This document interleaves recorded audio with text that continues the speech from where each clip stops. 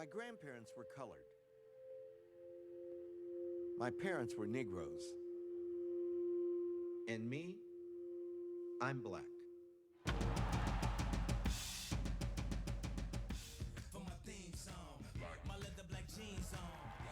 Over my lifetime, I've seen astonishing progress.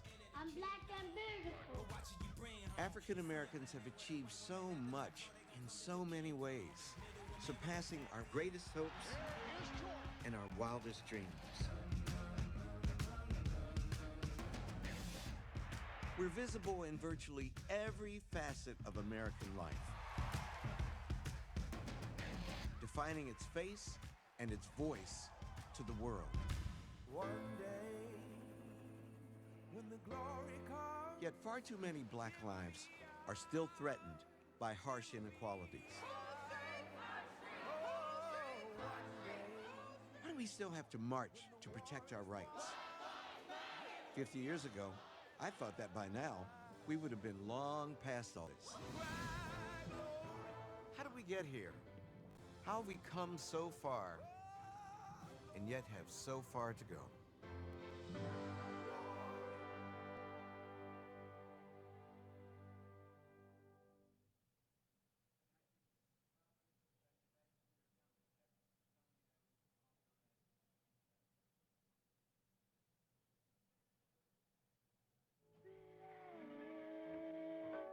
Essence. Looking at the first cover of Essence magazine was like looking at yourself. Yeah, lean in there, Marcia. Get involved in that little. Okay, fine, that's good, love. I grew up thinking that only if you were white or light-skinned were you actually beautiful. It changed the way I saw myself in the world.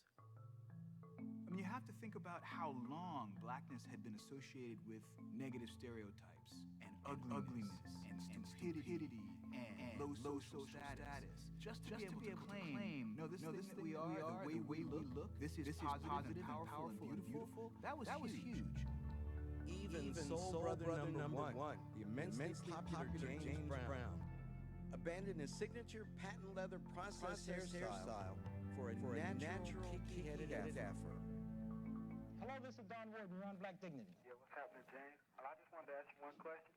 I'd like to know why you got your process cut. Well, this is a black move, and regardless of what you're thinking, we've all got to think one way. And if we look alike, we can think alike.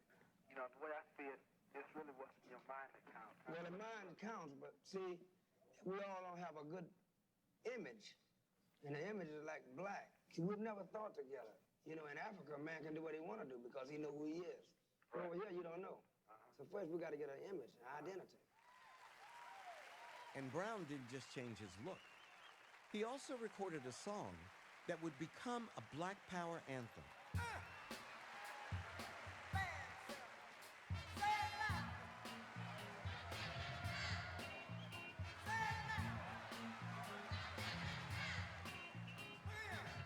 When we think about Say It Loud, I'm Black and I'm Proud, we've got to remember what a thinker Brown was about how to deal in segregated, racist, apartheid America.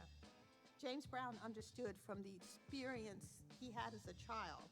Dark-skinned black people are especially hated in this culture. They are seen as the true black people worth hating. James Brown's impact on the cultural life of people my age is profound.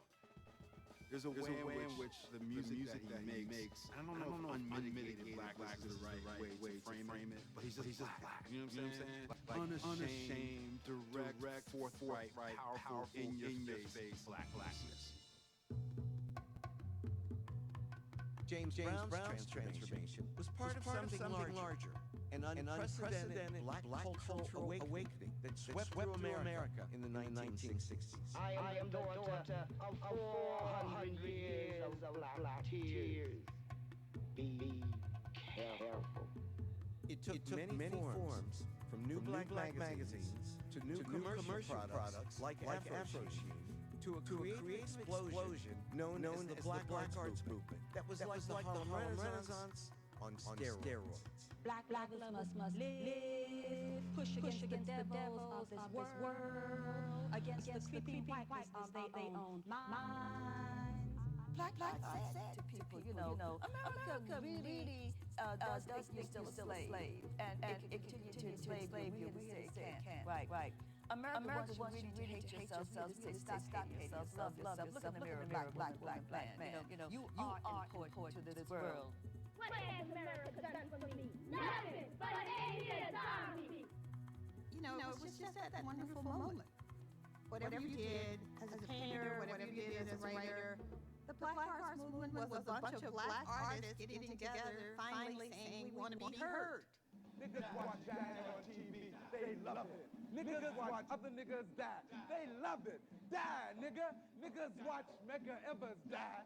Niggas watch Emmett Till die. Niggas die. Niggas die. Niggas die. Niggas die. Niggas die. Niggas die. Die, niggas. So black folks can take over.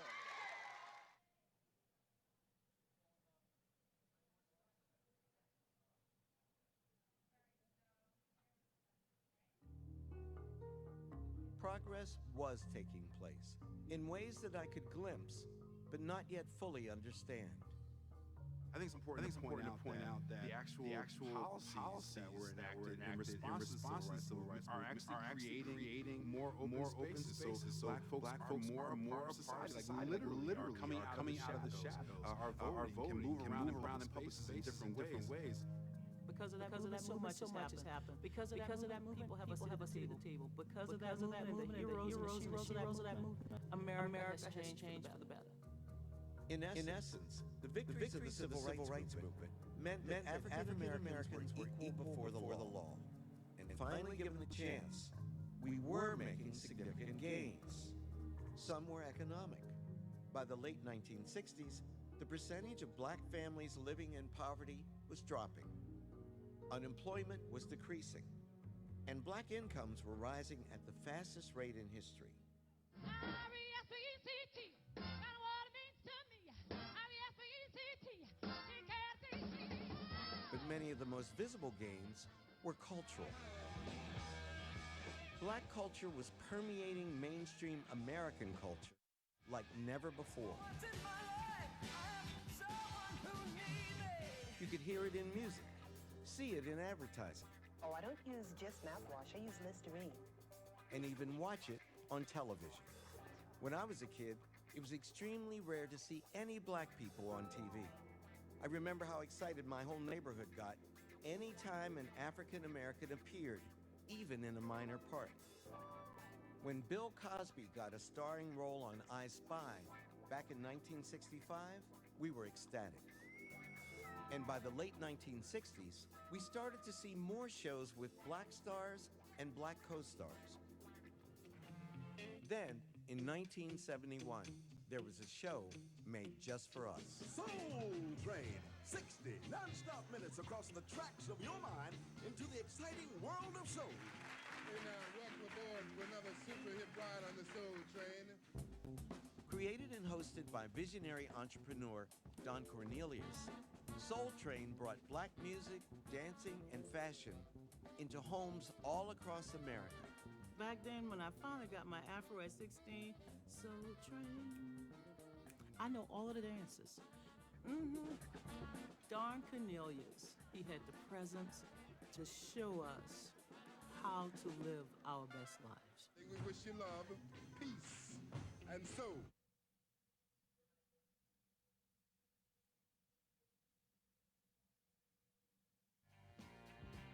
Among the many neighborhoods hit hard by Reaganomics was New York City's crumbling South Bronx. By the time Reagan took office, property values here had dropped so low that some desperate landlords torched their own empty buildings for the insurance money. It literally was burning. Things were on fire all the time.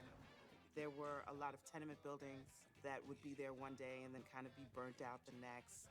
Mattresses thrown into lots that had a lot of rubble, and we played in those.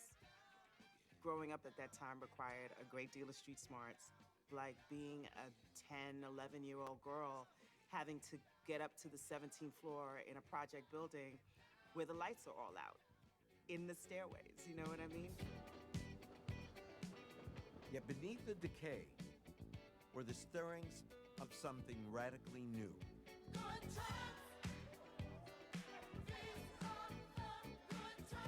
For years, young people here had been experimenting with art, dance, fashion, and music.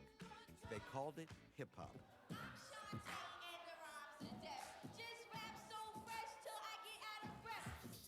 It would come to energize Black America in ways that people of my generation never saw coming, never even imagined possible. In the schoolyard during recess, someone would have a boombox. Then someone would start rhyming. Everyone was doing it. Give me five, I know it ain't no job. Hit me or they slap me on the black hand side. You know, it was always a rhyming rhythm thing with black people anyway, just in conversation. It was just an instant thing that hit you. Hip-hop was an entire culture seemingly created out of fragments. Electricity stolen from streetlights. Sound systems made out of spare parts. Parties staged in abandoned lots. And a distribution system that was 100% improvisation. 1, 2, 1, people, clap the hands, everybody, and everybody, clap the hands. You couldn't purchase, albums or records, and you couldn't hear hip hop on the radio. And the only way that you could participate in the culture musically was through these cassette tapes, which would circulate all throughout the city. People just dubbing and redubbing until the audio quality was so terrible you could barely make it out. But this was how the music circulated in these kind of underground networks. Now what you hear is not a test, I'm rapping to the beat.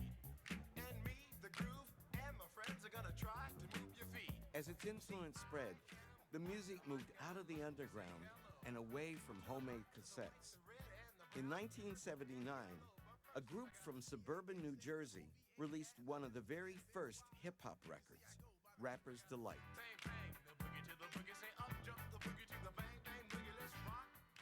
That was the first time that I heard hip-hop on the radio, and I remember the next day we were all talking about it. Yo, did you hear it? But there was this sort of pride of like, wow, other people are listening to something that comes from the hood, which ironically, those guys are from Jersey. Like, it's not like they were like hood deep or anything like that, but it felt like that. Rapper's Delight was a sensation. It broke into the top 40 and became the biggest selling 12-inch single ever. Older folks are really poo-pooing on hip-hop. It's not really music. It's just like based on everybody else's stuff. They're not singing. They're just talking on records. But when I hear those guys spitting through the radio on Rapper's Delight, that's when I'm like, that's me. It's the first time I'm hearing like me on the radio. Rapper's Delight was only the beginning. Soon, hip-hop was no longer just party music. It was connecting young Black people in different parts of the country. Our generation of young people, we had to find new ways to communicate, by just getting on the records and speaking about the truth. We were saying, hey, I'm over here, I'm in Long Beach. This is what's going on over here. Where y'all at? Yeah, well, I'm over in Queensbridge, and this is what it is over here. So we're all hearing about these different places. As hip-hop evolved, it became a national phenomenon.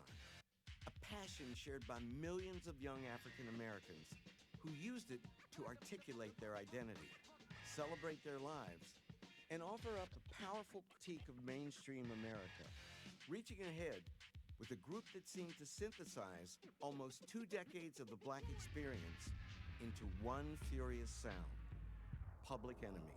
Yo, check this out, man. We rolling this way. That march in 1963, that was a bit of nonsense. We ain't rolling like that no more. Public Enemy takes a lot of the politics and energy from the Black Power movement, a few James Brown samples, right? Some rock stuff in there as well, and really just punches everybody in the face.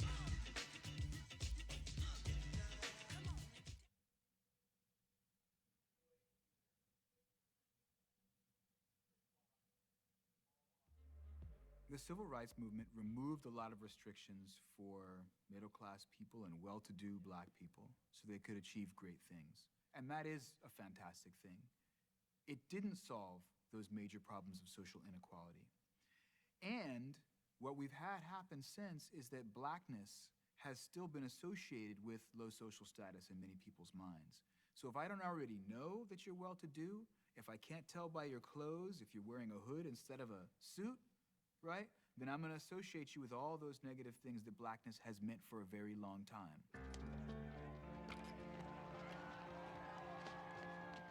African Americans have indeed struggled for far too long to claim our rightful place in America. Even so, surveying the last 50 years of our history, through all the highs and the lows, I can't help but feel inspired. What stands out to me most is the strength, the willingness, seen time and time again, to fight against the odds, to stand and be counted, no matter the risk. Looking back, seeing how hard we've fought, how far we've come, it fills me with hope.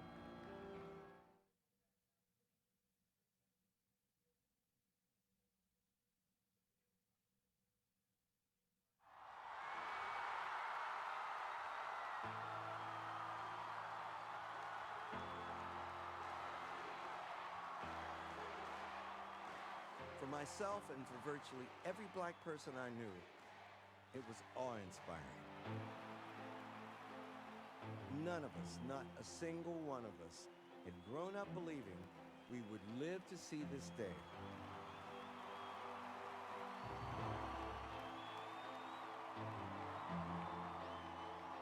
If there is anyone out there who still doubts that America is a place where all things are possible, who still questions the power of our democracy, tonight is your answer.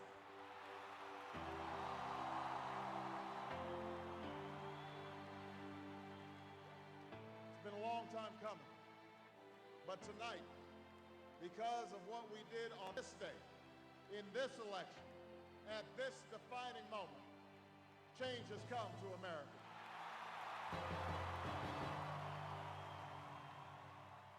The victory offered African Americans of all generations a chance to celebrate and reflect. To young people like my daughters, it seemed to promise a new age. To civil rights veterans like my friend Charlene Hunter Galt, it felt like the culmination of a lifelong struggle. And Obama's inauguration was something she had to see in person. I had to be there on that really cold day as a small part of that movement that made his election possible. The President-elect of the United States, Barack H. Obama.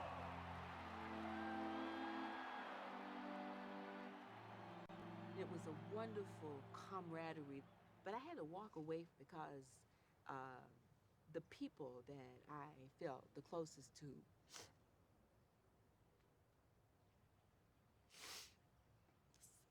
some of them couldn't be there. I know. And I could. I found myself humming that old freedom song, you know, we've come a mighty long way. And then I went back and listened to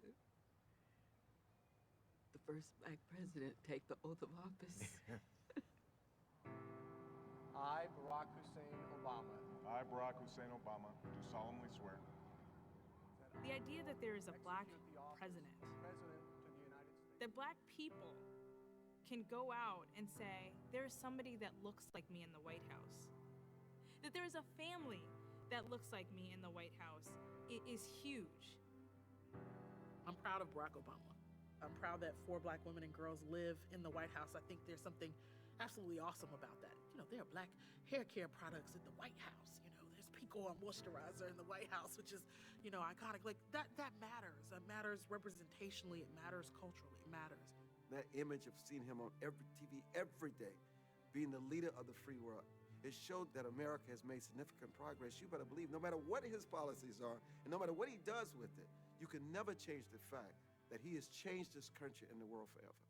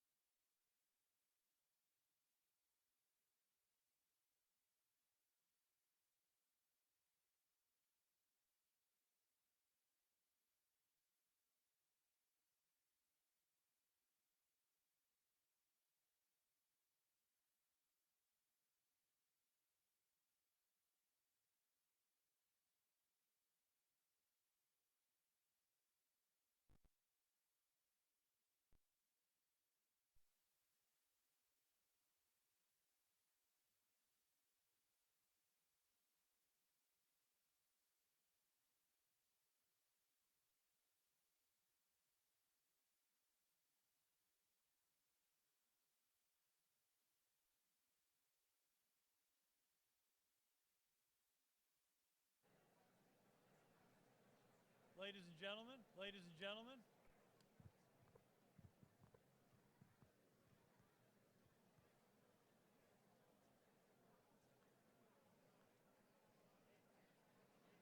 Ladies and gentlemen, good evening. Ladies and gentlemen, good evening. Ladies and gentlemen, good evening. One more shot at bat. It's Friday night. Good evening. Good evening.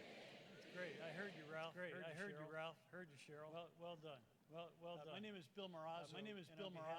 Everyone at WHYY, your public media company. It's a particular thrill, an honor to spend this evening with you. So thanks for coming out and being with each other. It's pretty fascinating wherever we go around the Delaware Valley. The one thing that everyone seems to have in common is a desire and an interest in supporting public media.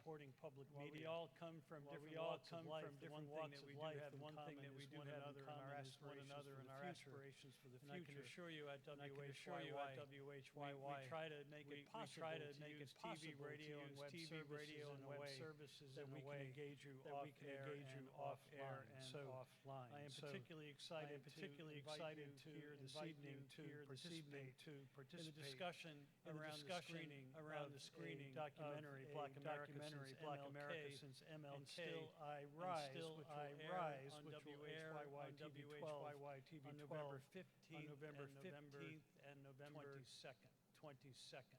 Did I say November 15th? And November 22nd? Okay, you got it.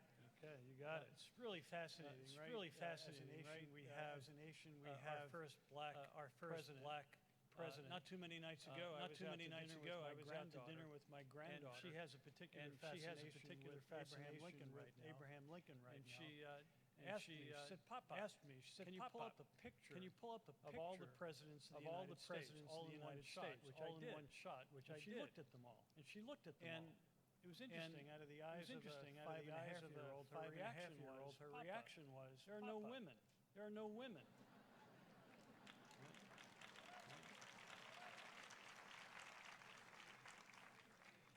So for those of us who are grown-ups, it is interesting to think about how far we've come as a nation in terms of civil and civic rights, how far we've yet to go. And that is really the crux of this evening's discussion. And who better than the great Dr. Henry Louis Gates to lead us in that discussion.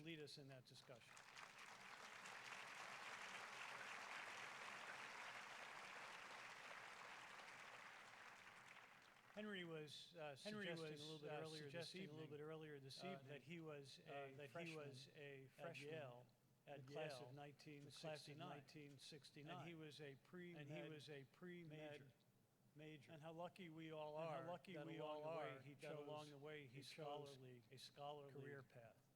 Because he has become one of the nation's storytellers at a time when storytelling, as we try to do at WHYY, about our present, and our past, helps us to understand the possibilities of our future. So, Dr. Gates, we are not just mighty honored to be mighty proud of the work that you've accomplished in your adult lifetime. Thank you, sir.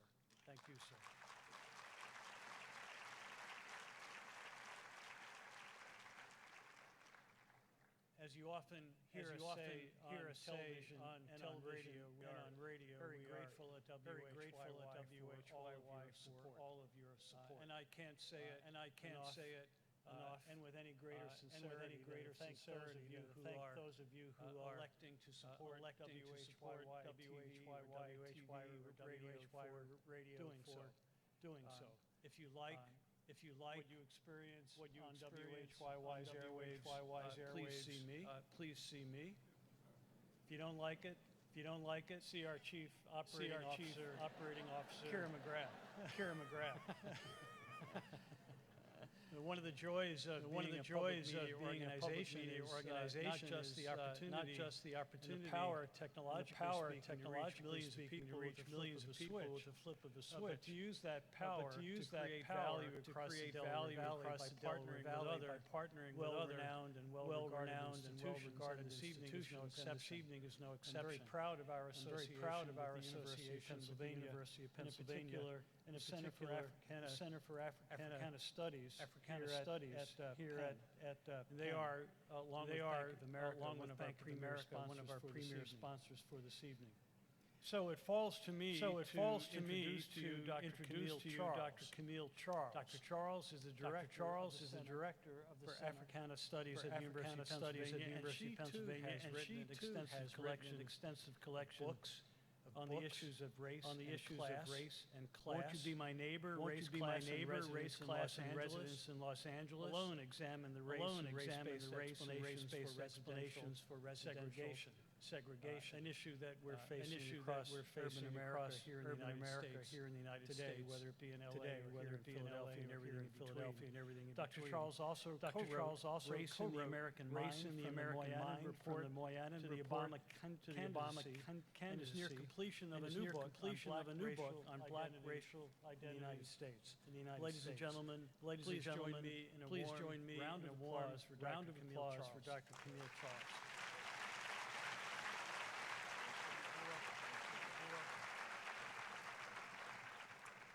Good evening. As he says, I'm Camille Charles. I'm professor of sociology, Africana Studies, and I'm director of the Center for Africana Studies here at the University of Pennsylvania. Welcome you all here this evening. We're quite honored to partner with WHYY to host Black America since MLK with Dr. Henry Louis Gates. And Dr. Gates, we are so happy and honored to welcome you back to Philadelphia and back to the university. As director of the Center for Africana Studies, one of my responsibilities is to develop and provide programming that highlights the lives and experience of Africa and their diaspora. We are all admirers of Dr. Gates and are proud that he's been so successful at providing so many of us around this country and culturally relevant, groundbreaking programming that is centered on African American life, history, and culture. We know how critically important this work is, especially in our current racial climate. Black America since MLK with Dr. Henry Louis Gates explores 5 decades of African American history and culture. In an interview, Dr. Gates stated that this project is centered on the question: if Malcolm X and Martin Luther King Jr. woke up and asked, "What happened since I died? What would you tell them, and how would you describe it?" As you view this screening, I hope that we will collectively think about these questions and our next steps moving forward. We invite you to live tweet about this hashtag Black America PBS. Make sure you tag at Africana WHYY and at Henry Louis Gates. Finally, I'd like to thank WHYY for inviting us to co-sponsor this great event, and Bank of America for also supporting the event and sponsoring Dr. Gates' film. And now I would like to introduce Tony Allen, who leads Bank of America's corporate reputation. Thank you and good evening.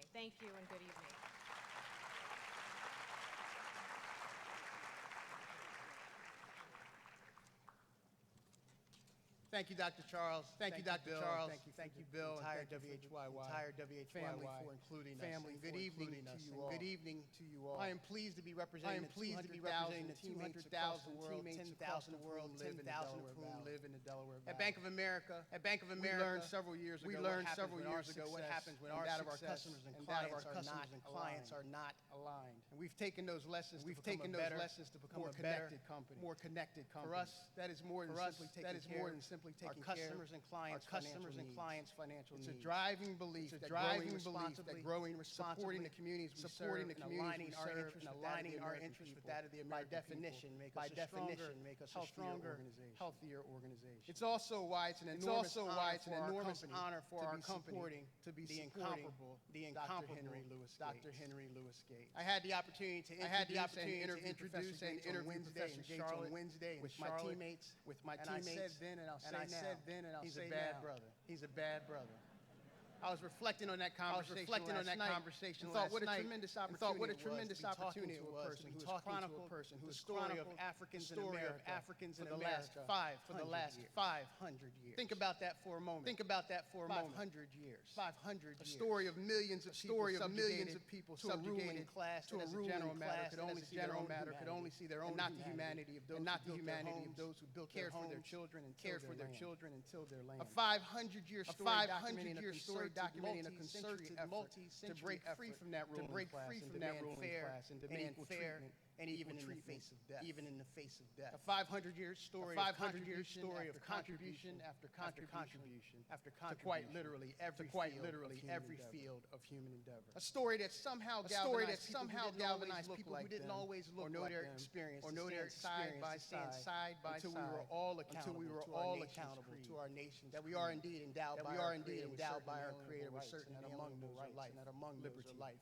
and the pursuit of happiness. A 500-year story still unfolding buttressed by the rise and significance of jazz and hip-hop. The reality of millions of dreams deferred. Two terms of the first African-American president in our confounding problem of mass incarceration of black and brown people at greater than any other place on the planet, and much more. At Bank of America, personally, and for me, it remains our contention that this great scholar, this Emmy Award-winning filmmaker, the greatest documentarian of our time. Professor Gates' work is America at its finest.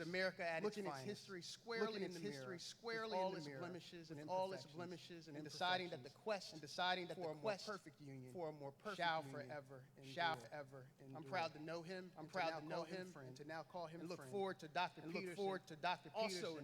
Also another bad brother. Introducing him to all of you tonight. Ladies and gentlemen, give a warm round of applause to Professor Henry Louis Gates.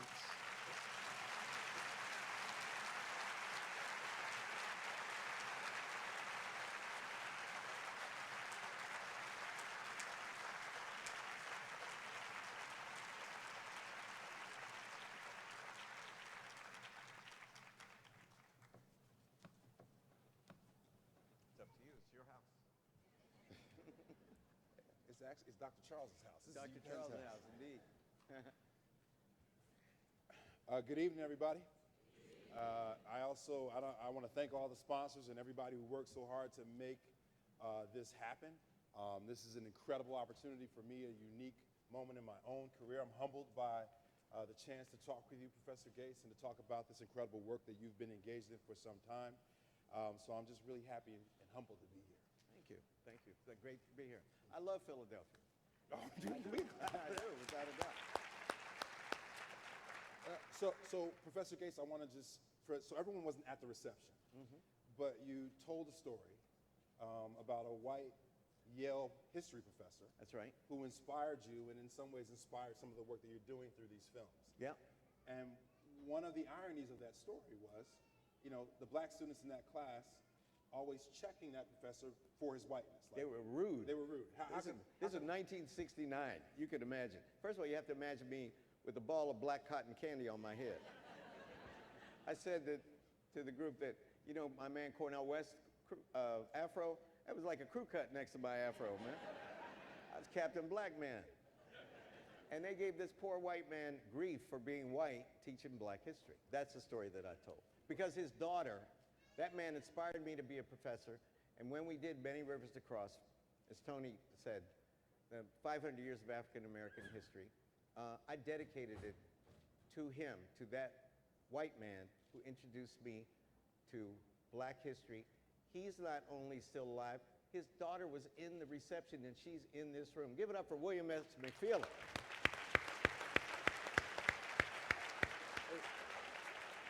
I raised that because to me, it reminded me of another irony that I think the work you're doing right now is trying to address, which is now we have a black man as president of the United States, and I think if there was some assumption that having a black president might mean a certain amount of progress, a certain amount of movement for black folks around social and economic issues, that might not be the case. Right. And so those ironies are connected, and I wonder if you could talk a little bit about how your film is trying to get at the core of some of the ironies around progress. Right. Well, if Dr. King woke up, you'd say, well, James, what's happened? And you would say, well, Dr. King, since 1970, and these are actual facts, you can fact check them, the black middle class has doubled, but the black upper middle class has quadrupled since 1970.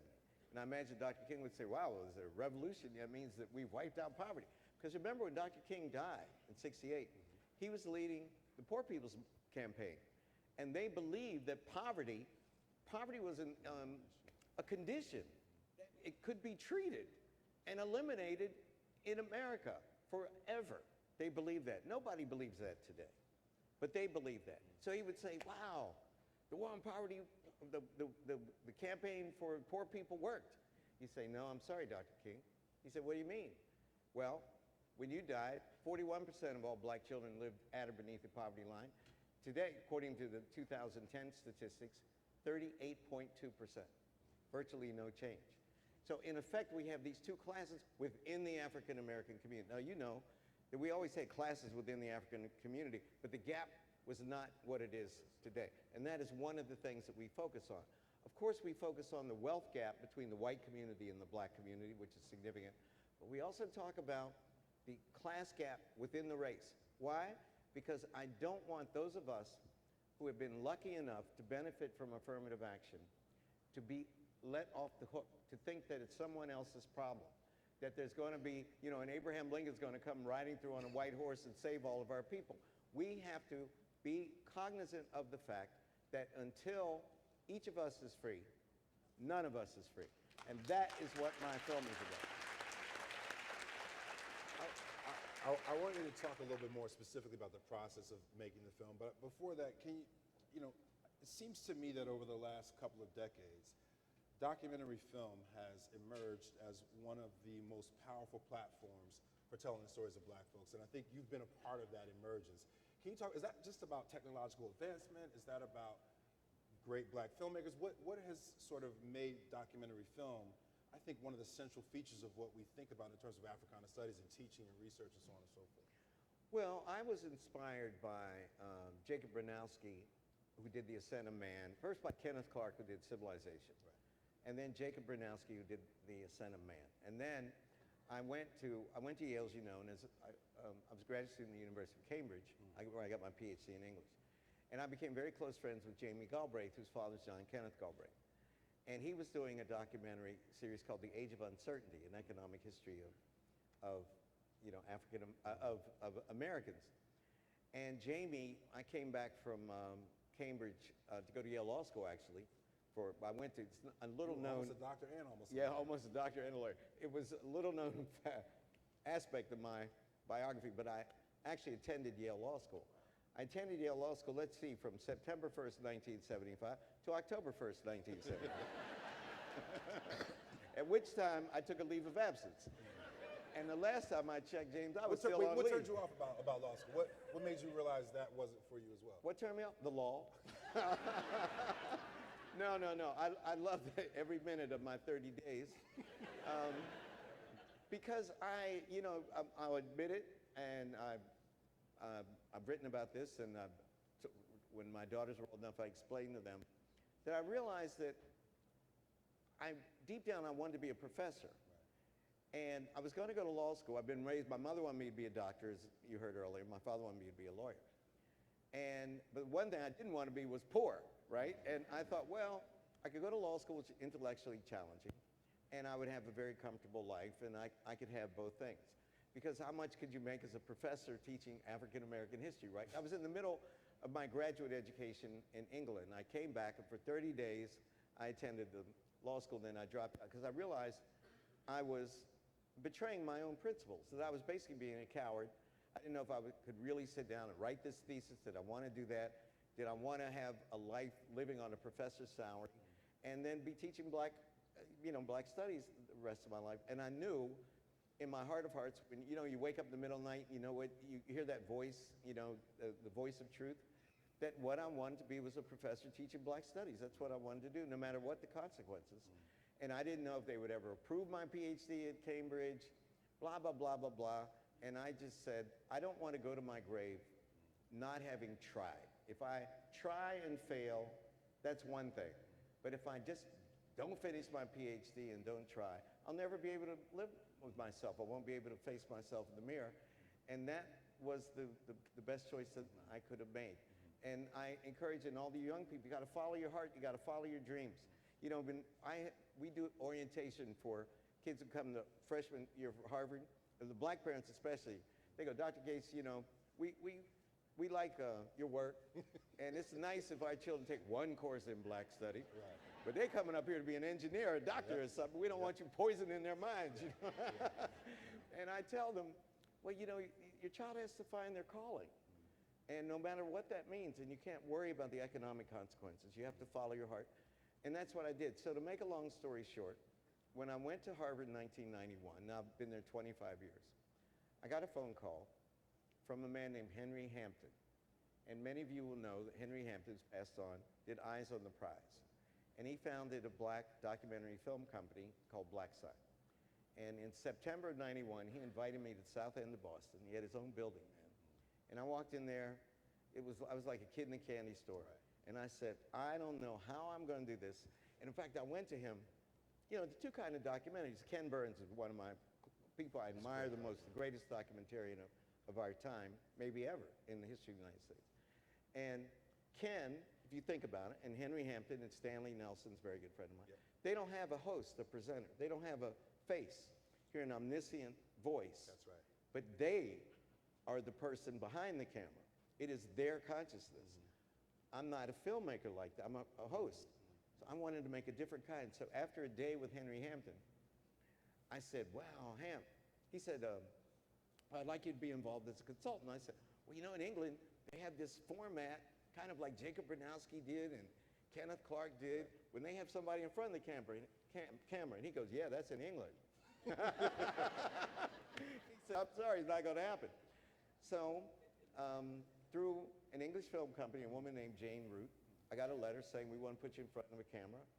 And I made my first documentary in 1994, and it was for a series called The Great Rail Journeys.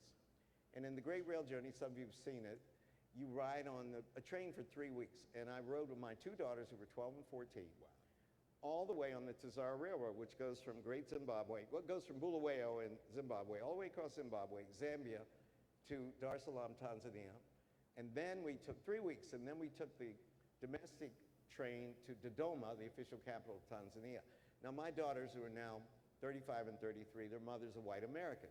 So the whole conceit of this documentary was the chairman of the Department of African American Studies trying to get his mixed-race daughters to find their African roots in Africa. Wow. And their response as they would look out, meet real Africans, was, Daddy, we ain't left nothing in Africa. You know, our roots are in Lexington, Massachusetts. Thank you very much. So it was hilarious, and it was honest. Even Malefi Asante, who I always, you know, Malefi's a good friend at Temple, though we fight, you know, intellectually. But yeah, but I like, we have a great personal relationship. Yeah. And he called me after that. I thought he was going to give me all this Afrocentric grief, betraying the race. And he said it was so honest that it reminded him of his kid's reaction. Yeah. And I don't want to put words in his mouth, but that's what I remember. And I was hooked. And then I did Wonders of the African World. Now I've done 15 documentaries. Because you felt like the form was more revealing than other forms you had worked in? Hooked because... Each week for Finding Your Roots, and many of you here have written to me about Finding Your Roots. Many of you have asked me to find your long-lost Cherokee great-great-grandmother. And I got to say, none of you black people got any Native American ancestry. Y'all can forget it. Every time I say it. And then inside the book, somebody back, but Dr. Gates, I know them other black people don't have any, but I got some. My great-grandmother had high cheekbones and straight black hair. Yeah, I go, yeah. The reason your great-grandmother had high cheekbones and straight black hair is all that white ancestry that you have. The average African-American has 24% European ancestry. That's according to 23andme.com. That is where all your features. The average African-American has less than 1% Native American ancestry. But I have 3 million people a week watch Finding Your Roots. That's right. And the figures are different for the history series, of course, because there's still an amazing amount of people. If I publish a book, even if it's a bestseller, what do you sell? You know, tens of thousands of copies. So I'm in a position through documentary to reach more people. this brother's fabulous, as you'll see in this film. And more people will know your name after November 15th and 20th than in all the literary criticism you could publish for 1,000 years, you know? And why is that important to me? Because I want, for as important as I think Black History Month is, Black History Month still is an appendage to the curriculum. Where, in this country from the very beginning, where do you shape citizenry? You shape one's sense of citizenship in the classroom. I started elementary school, integrated school, Piedmont, West Virginia, in eastern West Virginia. I started, Brown v. Board's 54, schools integrated in my county in 55. Not because the white people were, I guess, so liberal that it was a Republican county, of course, at that time, that was Eisenhower Republicans, right? But because people could count, it was stupid to have two separate school systems for a handful of black people, plus people like basketball, and they knew the basketball team was going to be better if they integrated. if they integrate. Getting a 3-minute warning. Oh, okay. Anyway. So we're just getting started. Yeah, we're just getting started. But anyway, you want to ask me something else? You want me to wrap that? Well, no, wrap that. Please go ahead. I can't remember what lie I was telling now. So you were talking about school integrating. They decided, your local school decided to integrate. Yeah, thank you. And when I started school, we had to learn "My Country 'Tis of Thee." I pledge allegiance to the flag. Right. And George Washington chopped down the cherry tree, never told a lie. That was how our sense of being an American citizen was shaped. The teacher didn't say today's lesson is becoming a citizen. They just shaped you to be a citizen. They shaped your assumptions. That's why I want Black history not only to be taught in Black History Month, I want it integrated, woven into the fabric of the curriculum.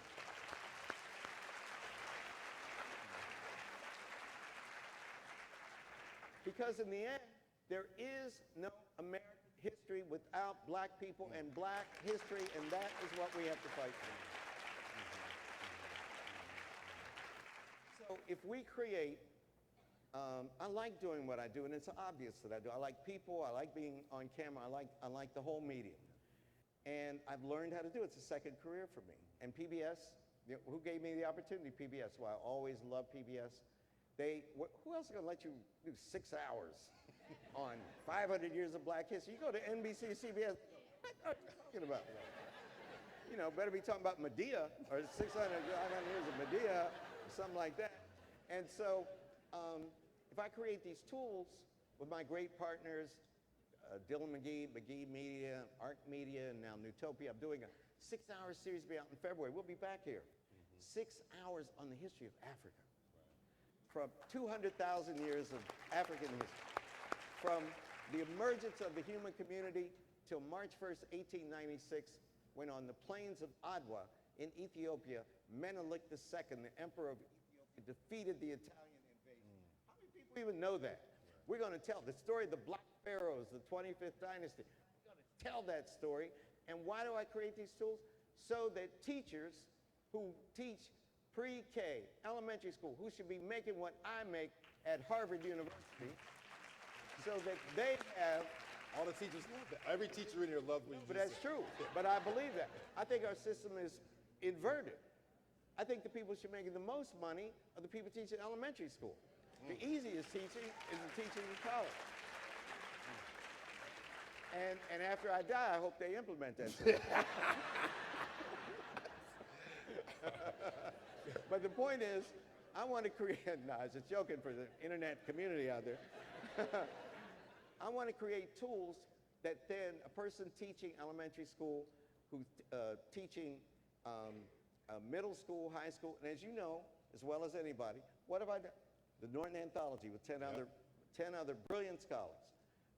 So that no one could ever say they couldn't get the text to teach African American literature, whether they were in Idaho or Wyoming or where they were. So we did that, and that's the best selling. And even that had the CD components. We had the CD component, early on. right? Anthony Appy and I did Africot Encyclopedia on CD-ROM with Bill Gates with Microsoft. That's right. I want to use this technology. We can't act like just hip-hop moguls and entrepreneurs are using this technology. We academics have to learn to use it too, and you can reach so many more people. Because I think that if you have a healthy sense of your people's tradition, then I think that you will aspire more, you will believe in yourself more, you will have a better, healthier life. And that's my working statement. I'm pretty sure we need to move on to the next phase of the program. Ladies and gentlemen, please join me in giving it up for Dr. Henry Louis Gates Jr. Thank you. Thank you very much. Thank you, brother. Thank you, brother.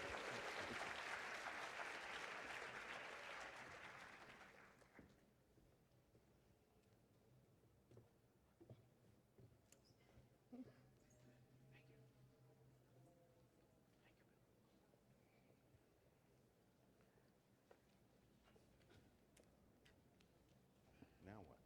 Oh, we do the clip.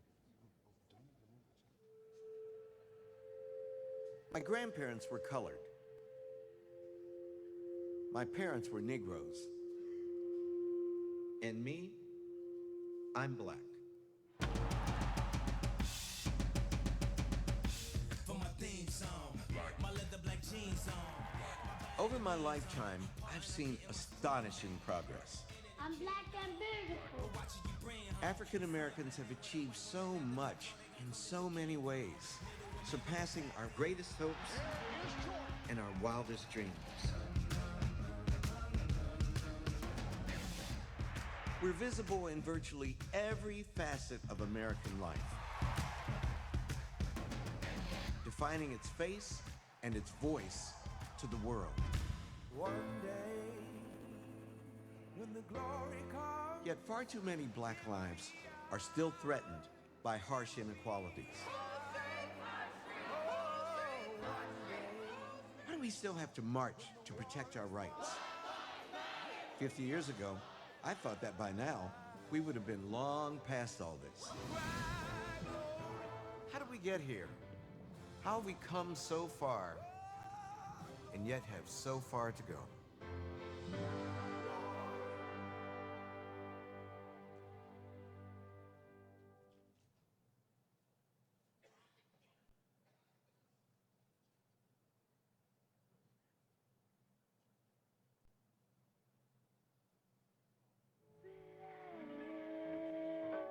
Essence.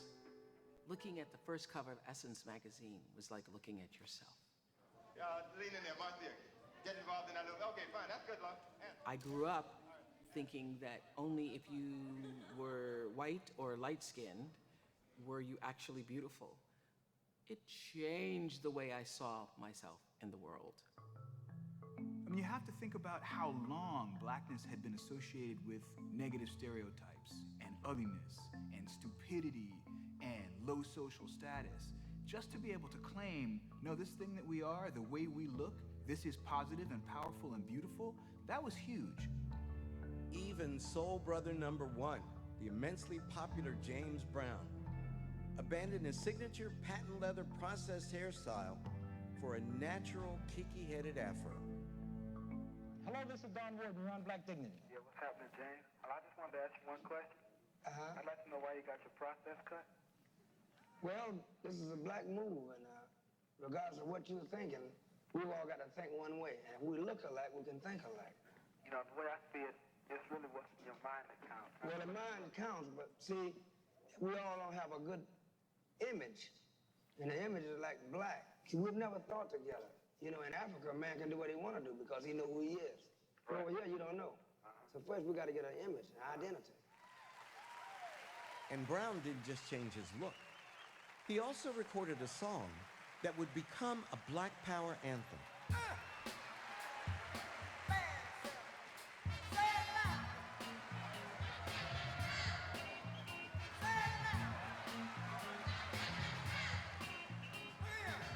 When we think about Say It Loud, I'm Black and I'm Proud, we've got to remember what a thinker Brown was about how to deal in segregated, racist, apartheid America. James Brown understood from the experience he had as a child. Dark-skinned black people are especially hated in this culture. They are seen as the true black people worth hating. James Brown's impact on the cultural life of people my age is profound. There's a way in which the music that he makes, and I don't know if unmitigated blackness is the right way to frame it, but he's just black. You know what I'm saying? Like unashamed, direct, forthright, powerful, in-your-face blackness. James Brown's transformation was part of something larger, an unprecedented black cultural awakening that swept through America in the 1960s. I am the daughter of 400 years of black tears. Be careful. It took many forms, from new black magazines to new commercial products like Afro Sheen, to a creative explosion known as the Black Arts Movement that was like the Harlem Renaissance on steroids. Black lovers must live, push against the devils of this world, against the creeping whiteness of their own minds. Black art said to people, you know, America really does think you're still a slave, and it continued to enslave you. We're here to say it can't, right? America wants you really to hate yourselves. We're here to say stop hating yourselves, love yourself. Look in the mirror, black woman, black man. You know, you are important to this world. What has America done for me? Nothing but made me a zombie. You know, it was just at that wonderful moment. Whatever you did as a painter, whatever you did as a writer, the Black Arts Movement was a bunch of black artists getting together, finally saying we want to be heard. Niggas watch dying on TV, they love it. Niggas watch other niggas die, they love it. Die, nigga. Niggas watch Medgar Evers die. Niggas watch Emmett Till die. Niggas die. Niggas die. Niggas die. Niggas die. Niggas die. Niggas die. Die, niggas. So black folks can take over.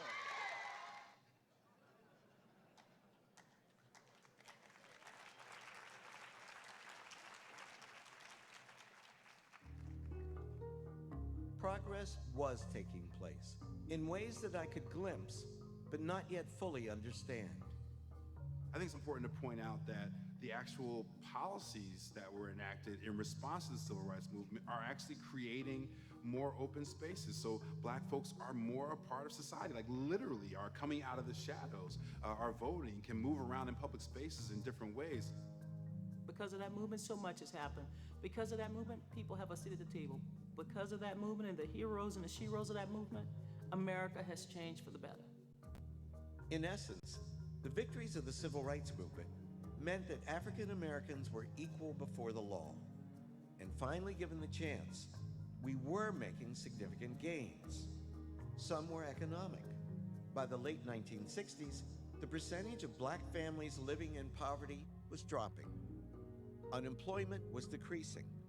And black incomes were rising at the fastest rate in history. R-E-S-P-E-C-T, kind of what it means to me.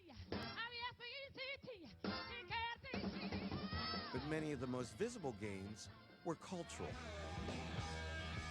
Black culture was permeating mainstream American culture like never before. You could hear it in music, see it in advertising, Oh, I don't use just mouthwash, I use Listerine. and even watch it on television.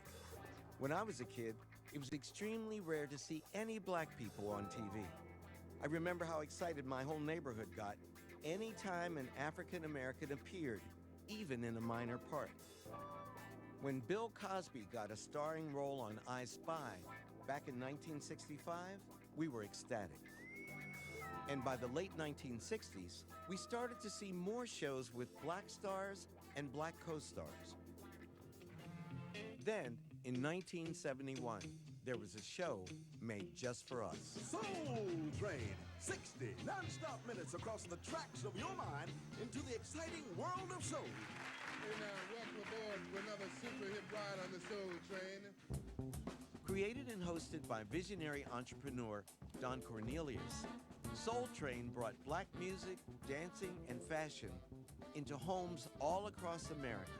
Back then, when I finally got my afro at 16, Soul Train, I know all of the dances. Don Cornelius, he had the presence to show us how to live our best lives. We wish you love, peace, and soul.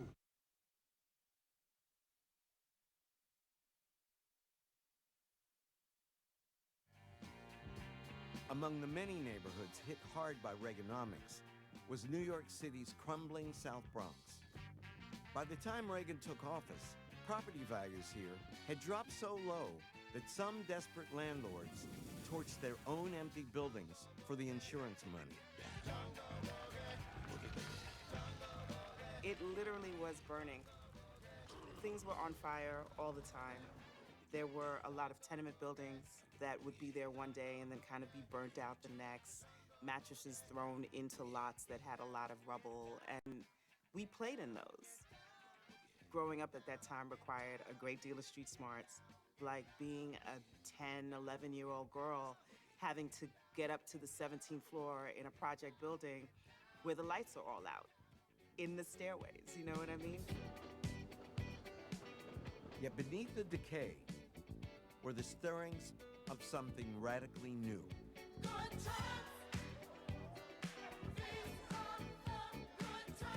For years, young people here had been experimenting with art, dance, fashion, and music. They called it hip-hop.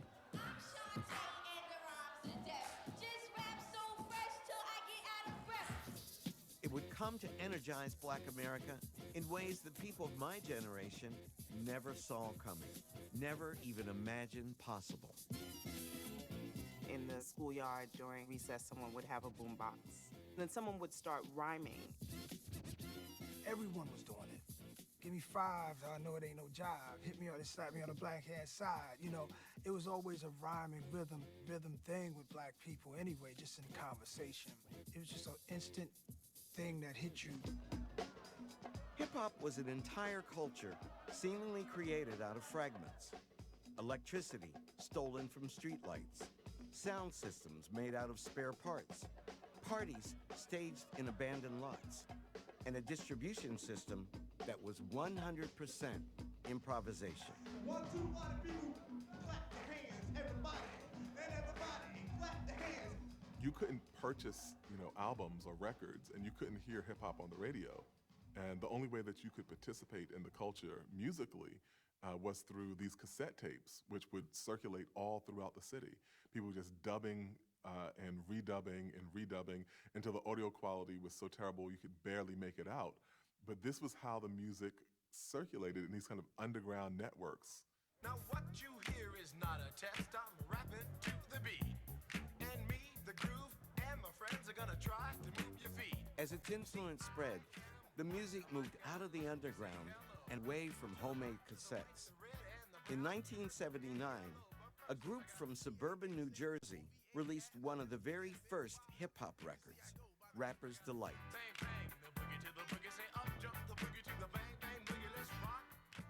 That was the first time that I heard hip-hop on the radio, and I remember the next day we were all talking about it. Yo, did you hear it? But there was this sort of pride of like, wow, other people are listening to something that comes from the hood, which ironically, those guys are from Jersey. Like, it's not like they were like hood deep or anything like that, but it felt like that. Rapper's Delight was a sensation. It broke into the top 40 and became the biggest selling 12-inch single ever. Older folks are really poo-pooing on hip-hop. It's not really music. It's just like based on everybody else's stuff. They're not singing. They're just talking on records. But when I hear those guys spitting through the radio on Rapper's Delight, that's when I'm like, that's me. It's the first time I'm hearing like me on the radio. Rapper's Delight was only the beginning. Soon, hip-hop was no longer just party music. It was connecting young Black people in different parts of the country. Our generation of young people, we had to find new ways to communicate, by just getting on the records and speaking about the truth. We were saying, hey, I'm over here, I'm in Long Beach. This is what's going on over here. Where y'all at? Yeah, well, I'm over in Queensbridge, and this is what it is over here. So we're all hearing about these different places. As hip-hop evolved, it became a national phenomenon, a passion shared by millions of young African Americans who used it to articulate their identity, celebrate their lives, and offer up a powerful critique of mainstream America, reaching ahead with a group that seemed to synthesize almost 2 decades of the Black experience into one furious sound, Public Enemy.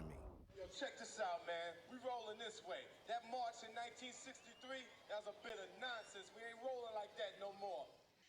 Public Enemy takes a lot of the politics and energy from the Black Power movement, a few James Brown samples, right? Some rock stuff in there as well, and really just punches everybody in the face.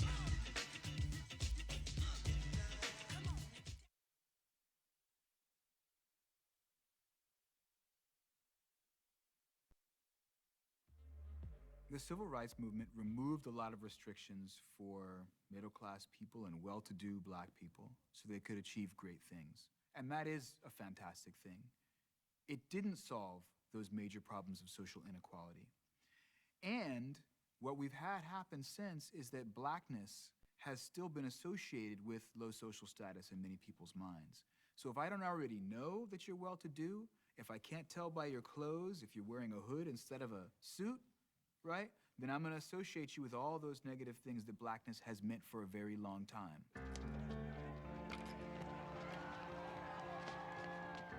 African Americans have indeed struggled for far too long to claim our rightful place in America. Even so, surveying the last 50 years of our history, through all the highs and the lows, I can't help but feel inspired. What stands out to me most is the strength, the willingness, seen time and time again, to fight against the odds, to stand and be counted, no matter the risk. Looking back, seeing how hard we've fought, how far we've come, it fills me with hope.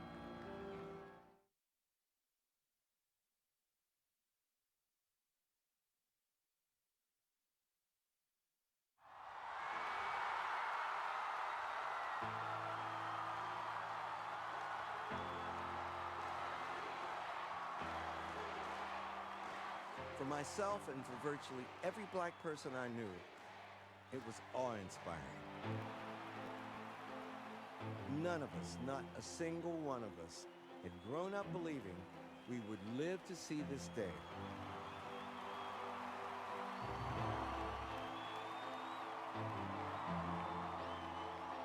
If there is anyone out there who still doubts that America is a place where all things are possible, who still questions the power of our democracy, tonight is your answer.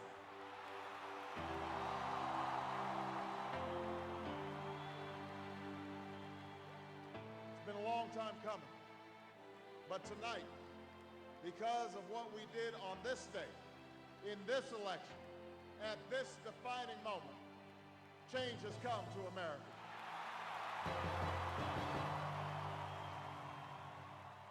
The victory offered African Americans of all generations a chance to celebrate and reflect. To young people like my daughters, it seemed to promise a new age. To civil rights veterans like my friend Charlene Hunter Galt, it felt like the culmination of a lifelong struggle. And Obama's inauguration was something she had to see in person.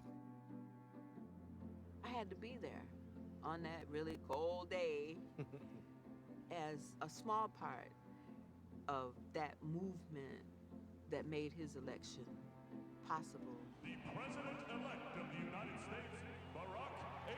Obama.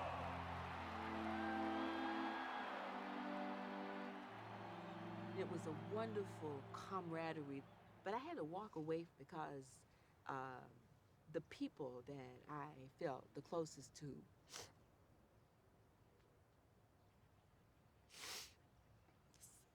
some of them couldn't be there. I know.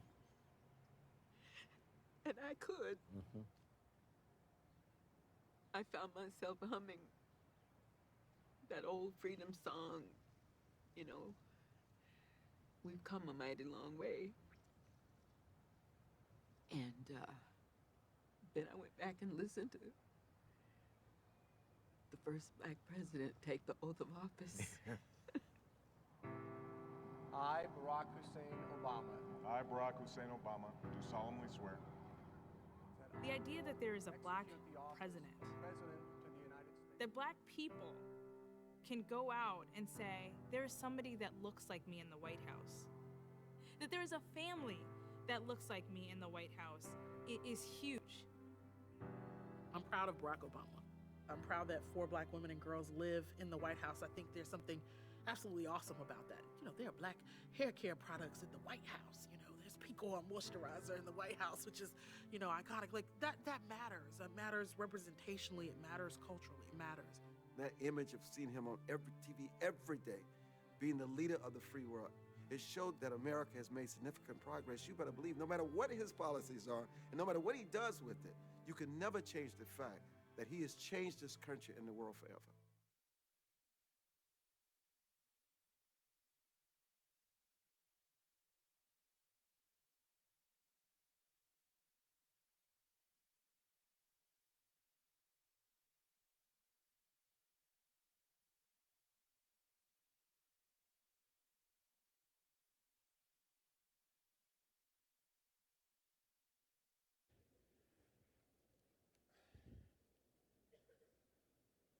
That was pretty powerful, right? Yeah.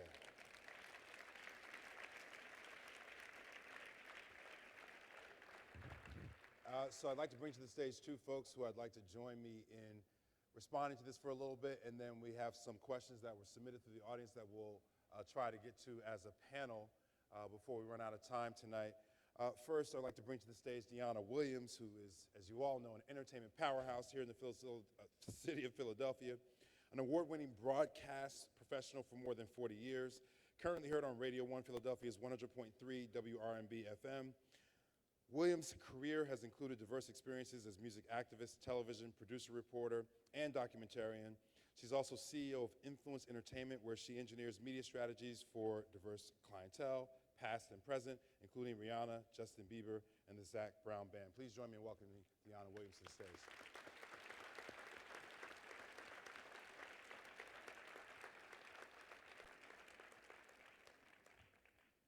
Our next co-respondent is a very, very good friend of mine, someone who I've known for a long time, also someone who studied with Professor Gates, Dr. Salamisha Tillett, who is an associate professor of English and Africana Studies right here at the University of Pennsylvania. Named by feminist icon Gloria Steinem as one of the nation's best contemporary feminist writers, Salamisha is a social critic and media personality. Her career, is that my mic going in and out? Yeah. Who has spent her career championing the rights and lives of our most invisible citizens. She has appeared on NPR and PBS and in Ebony and Essence, published articles with TheAtlantic.com, The Guardian, The Root, and regularly contributes to the New York Times. Currently, she's an associate professor of English right here, again, at the University of Pennsylvania. Please join me in welcoming Salamisha Tillett.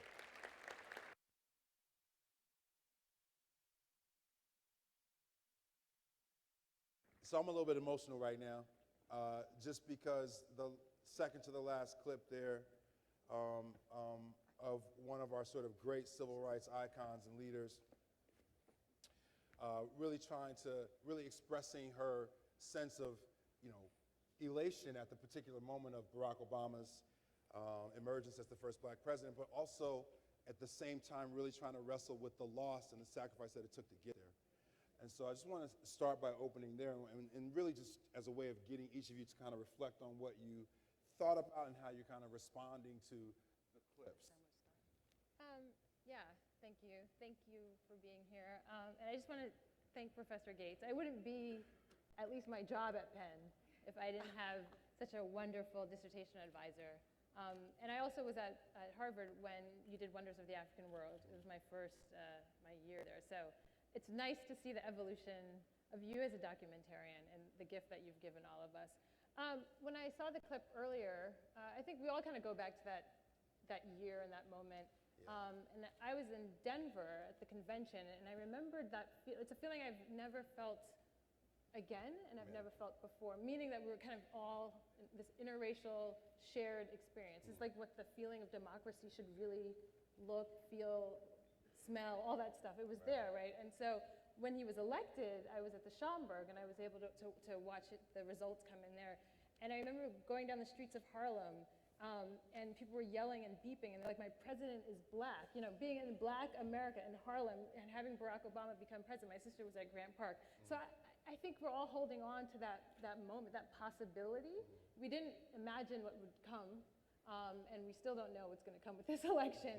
But I think there's something really peculiar, particular, exceptional about that moment. And I think that's what democracy at its best. It's a kind of sublime feeling of democracy at its best. And I think we all try to hold on to that and repeat it, knowing that it's unrepeatable. Yeah. Ditto, I think. I mean, really, what else do you say? I got chill bumps watching that clip, and all of it. I mean, you know, Dr. Gates is amazing, and the information, the images, the information that he is leaving with us for generations to come is just amazing. I want to say good evening to everybody, first of all. I got stuck in super traffic, so I was happy to get here, but it is an honor, James, to be with you. Yes, yes, absolutely. The clips that we saw really express a lot about the role that music and culture sort of plays in these movements. And that's also a tricky piece for me, right? Because I spend a lot of time studying music, and I'm like a big proponent of the impact that Black musical culture and Black literary culture have on social justice movements. But I'm not sure if everyone sort of takes the same kind of stock in that relationship that I do, or that you do in your work, Salome, sure that you do in your work, Deanna, right? So I wonder if you guys could share a little bit with the audience about how you think about the role of like Black cultural entertainment and Black artistic production plays in the sort of long history of sort of social movements. And we'll start here, but you're working on the Nina Simone project, so the same thing. I wonder what's the compelling case to be made about the relationship between Black artistic production and Black social movements? Well, first of all, when we talk about Black culture, we're talking about American culture. Sure. We are the flavor, the hot sauce, we're just the flavor. And so it has existed as long as Black people have been in this country. I love the Soul Train clips. That was particularly enjoyable for me to watch. And there was a Philadelphia connection because Kenny Gamble and Leon Huff wrote that theme song. And many other songs of empowerment, just like Curtis Mayfield and Stevie Wonder, Nina Simone. In the 60s, there was this big movement, and that we see in the piece where artists started using their voices, James Brown being the one who really kicked it off in a big way, when he declared, say it loud, I'm Black and I'm proud. And from there, it's just like the waters parted and other artists started coming along. And even when we look at the hip hop movement, because you've done a lot of work there, James, it was the articulation of frustration. It was not just party, have a good time, but as rap evolved into hip hop, there started to be, we saw the the Public Enemy piece, and other artists, the Last Poets, did a great deal. So you had the merger of poetry and music, the underpinning of American culture, and expressing, as I said, their frustrations regarding racism and sexism, but all of the isms that impacted Black folks more than anyone else.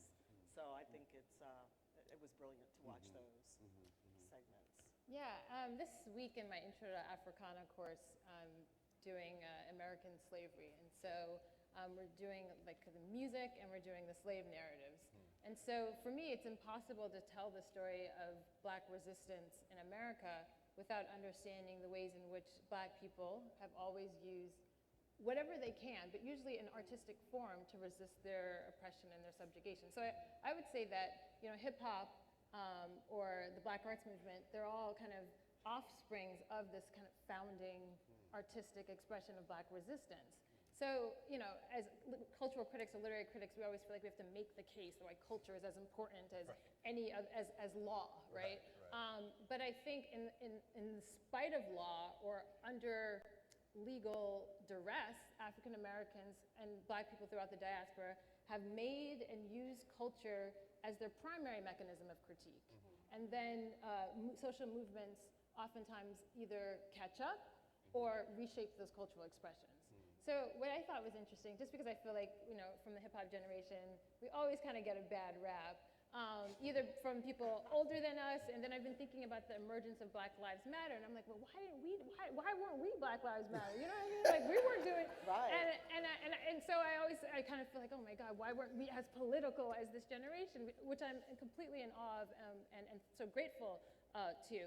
But it was nice to have this moment of nostalgia and to understand that we were providing a cultural underpinning. Yes. It's always, when I remember being in Skip's class and he talked about the Harlem Renaissance in some way, I know people like hip hop and Harlem Renaissance, but I do always think the Harlem Renaissance was this kind of cultural movement that had political arms, but it wasn't like the Black Arts movement, which is tied to the Black Power movement, tied to the Black Panther Party. It kind of was its own artistic, cultural expression that was political unto itself, and that was the path to citizenship. And so I feel like hip hop was always kind of similar to me in that way. So it was just nice to just be able to like kind of wax nostalgic about, and it's just great footage too. So Yeah, I kind of want to stay with the citizenship piece for a minute because the comments that Professor Gates made about how these tools might be used in terms of how people figure out how to become citizens in this nation, how young people do that, really charges me to think about, well, so what is our role, or for folks in the room and for you in your different roles, what role are you supposed to play in terms of making sure that tools like this are disseminated, besides the airing of it, but like to make sure that tools like this are disseminated pervasively enough that they actually can be used in the way that Dr. Gates is talking about? And the reason why I'm asking that question is because I actually had a very different experience around that inaugural moment from what you guys described, which is I was watching this moment and feeling some of the same things, and I was in Lewisburg, PA, which is kind of like centrally isolated. It's part of the Pennsyltucky part of like Pennsylvania. We're watching this happen, and it's unfolding, and it's like a really emotional moment for me. And Salome, she probably already heard this story before. An emotional moment for my wife and I. And, we're like watching it and like the elation and feeling exactly how you described, like, wow, this is a moment where democracy really means something really powerful to me. And my son, who at the time was a young, so for those who don't know, those of us who are academics who have kids, like we really expose our children to a lot of political and like cultural things very early on as academics. And so I looked over at my son at that very same moment that we saw in the clip, and he's like crying, but his tears are like tears of fear, right? And so my wife and I are like, wait a second, what's wrong? Like, what's going on? And he's like frantically afraid that someone's going to assassinate Obama, right? So he's like, his sense of like the emergence of Black leadership is tied directly to this history of assassination. And so my wife and I are like trying to point to him like the bulletproof see-through, literally, to calm his anxiety. And so when you talk about citizen formation, right, I want to know like how are we going to be accountable to this kind of work to make sure it gets out there so that young people can understand that narrative about American citizenship in a different way. I know that's a long way of asking the question, but I'm curious as to what's our charge.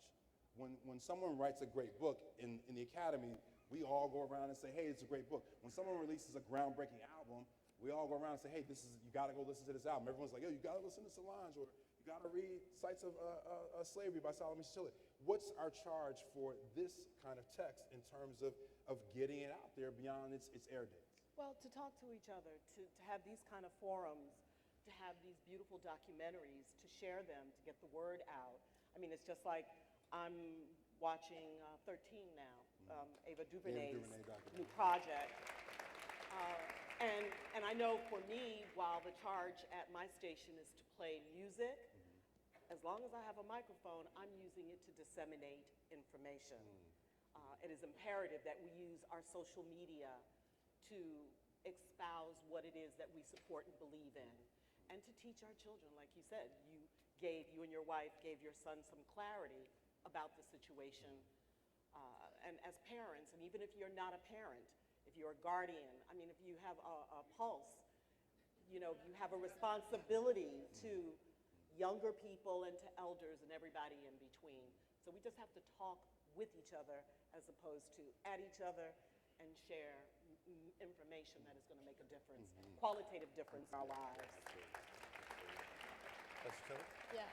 Well, I mean, I've been teaching, like, literally this week I taught Many Rivers to Cross. So I teach and I taught, Wonders of the African World earlier this semester. So I teach it, but I also, we're also the generation of Tupperware parties. At least I'll claim that. My mom sold Tupperware straight. We're from Jersey too, so yeah.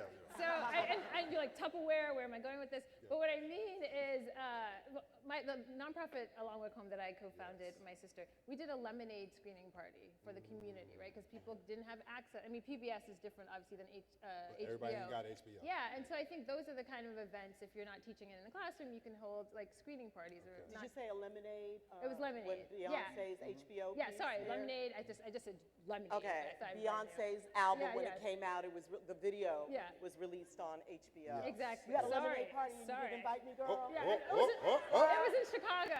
It was in Chicago. But I mean, my point is that we should have those kinds of gatherings in the community, at community centers, at people's homes. And the last thing I want to say, and this is on a kind of different note, but the fear that your son had about Obama did end up playing out in a different way with the litany of young people who have been killed by police officers. Right. So I don't want to lose that, and I think that's also covered in the documentary too. That the post-civil rights legacy is one of hope and optimism, and also the kind of stubbornness or the durability of American racism, and the constant nature of Black death in the face of that racism. So. I don't know if that was your next question. No. Okay, no.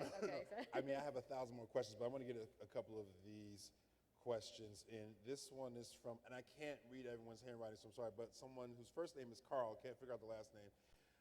Has significant progress been made in Black America post-MLK? No.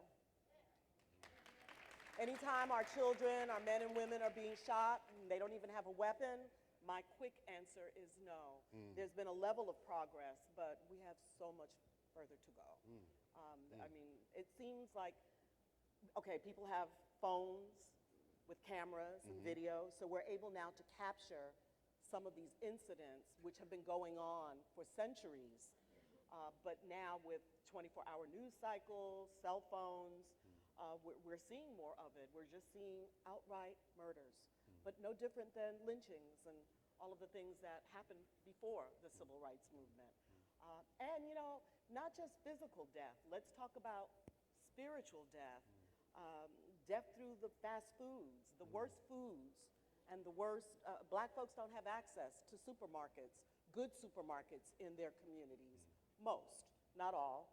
I'm making generalizations, but you feel me on that?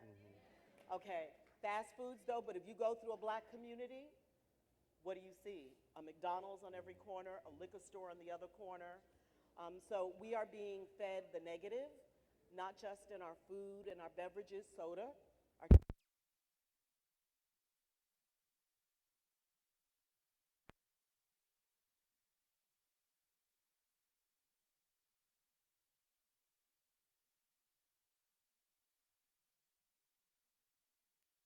It's not on. Yeah, it's not you at all.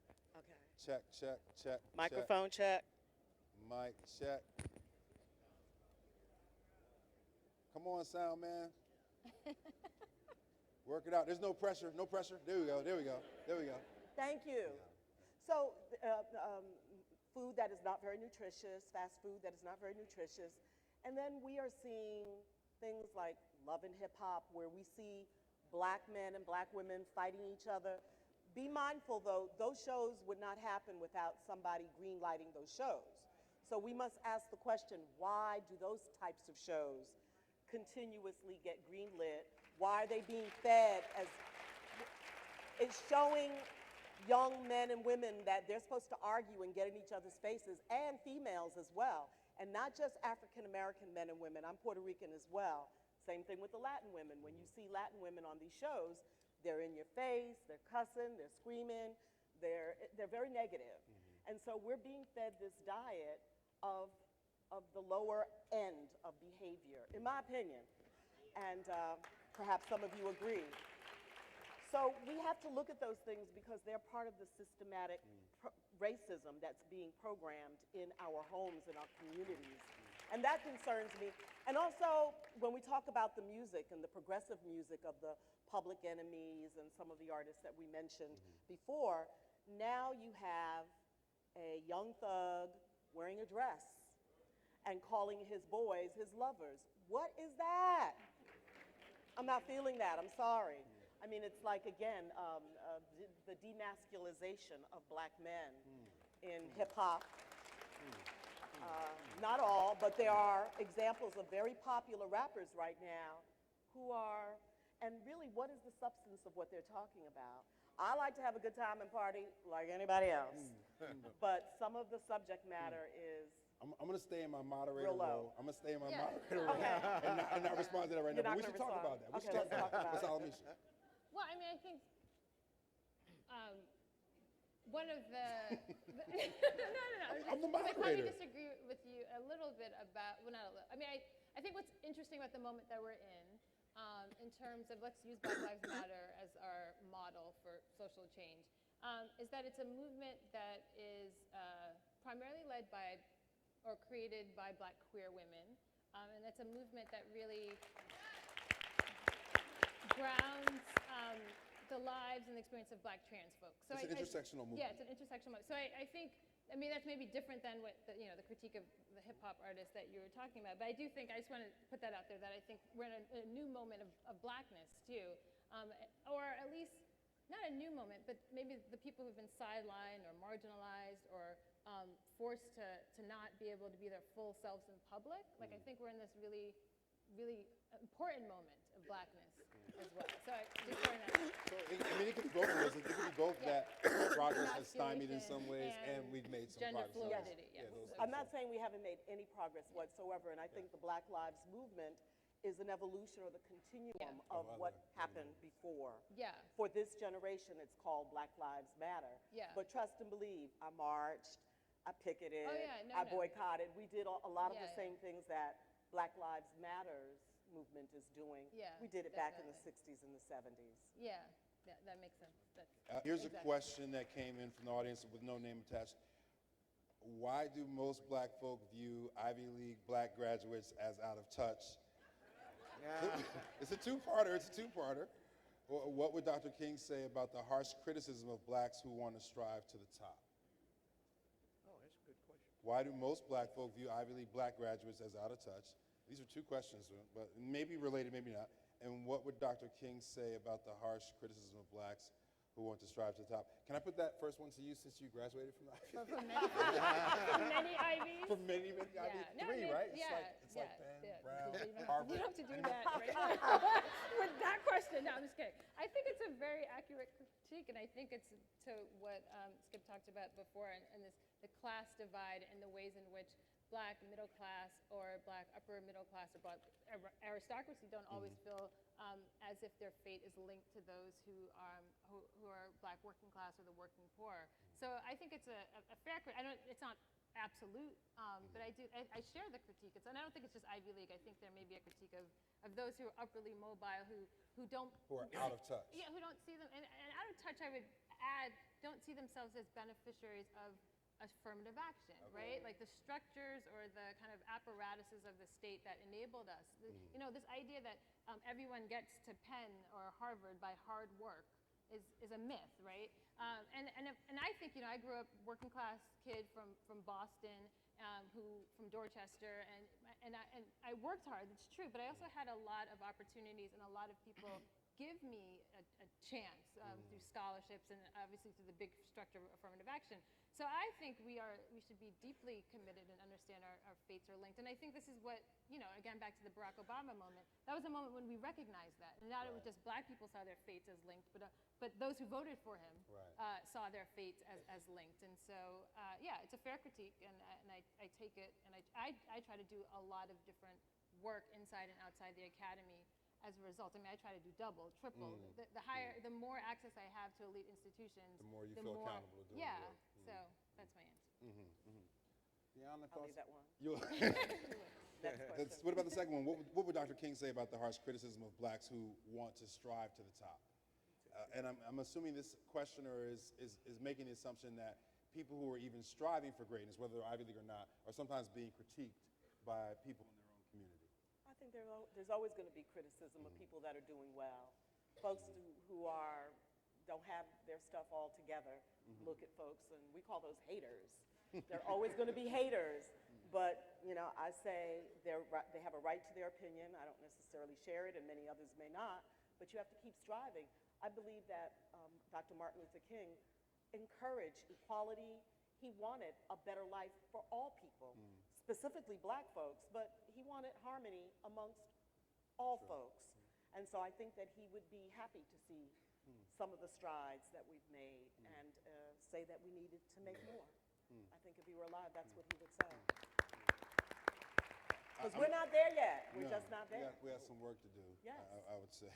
I'm pitching this to you because this one is made for you.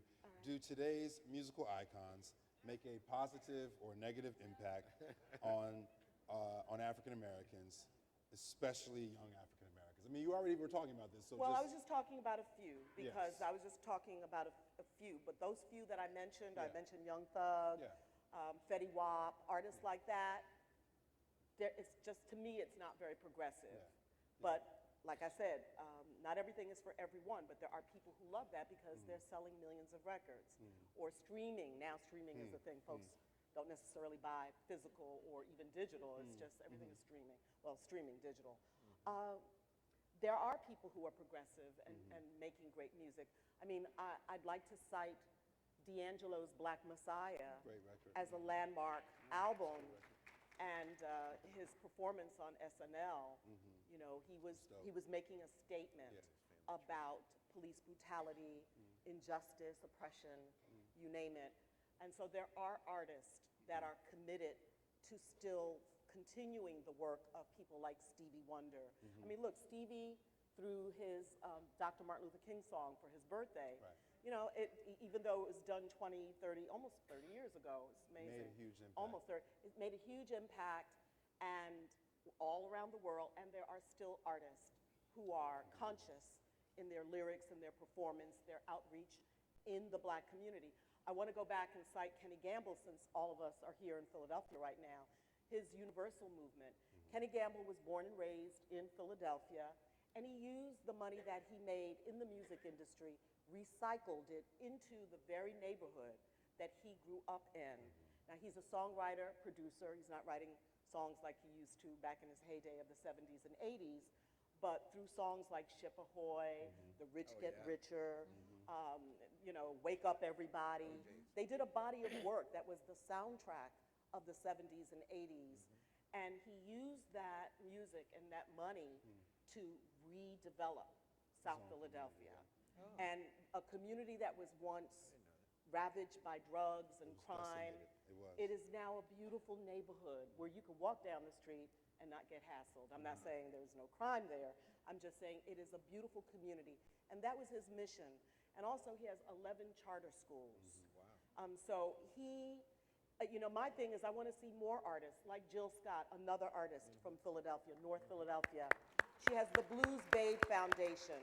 She adopted a school in North Philadelphia and created a library. So we just need to hold our artists accountable because they're becoming wealthy from us. So all I'm saying is just give back a little, tied back to the very people that you want to enrich your coffers.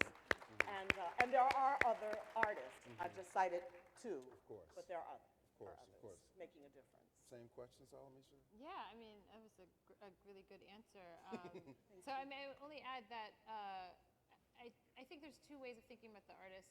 You know, since I am working on Nina Simone, I've been really interested in who she inspires, who gets their consciousness kind of awakened by listening to her. And so we see a whole generation of artists right now who consciously cite her. So John Legend or Beyonce, but also artists, you know, like Janelle Monáe, who I think there's two camps. There's the artists that have been consistently political, like someone like Janelle Monáe, D'Angelo, Erykah Badu, Common, and John Legend.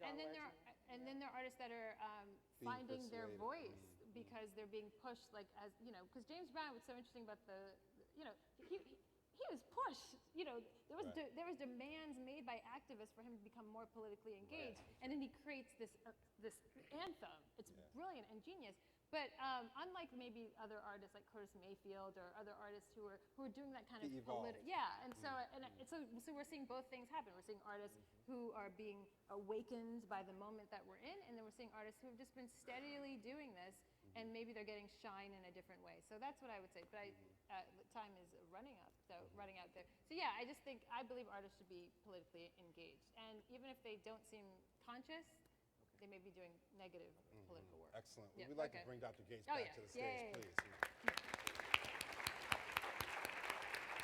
I didn't know what you were doing. I'm like getting all these people Yeah, like saying, cues. do this cues. So I'm trying to figure it out. Hey, Henry, good to see you. Thank you, darling. Welcome back, sir. Welcome back. So what do you think about what these incredibly intelligent women are talking about? The OJs, when I went to, I remember reading probably the biggest intellectual influence on me as a teenager and a writer was James Baldwin. I used to write out, Salamation, I used to write out James Baldwin's sentences in a commonplace book, in a notebook, and try to get the rhythm down.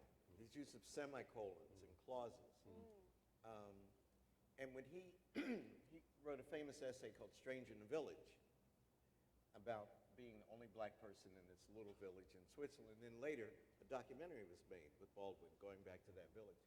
And he took Bessie Smith, the great classic blues artist from the 20s.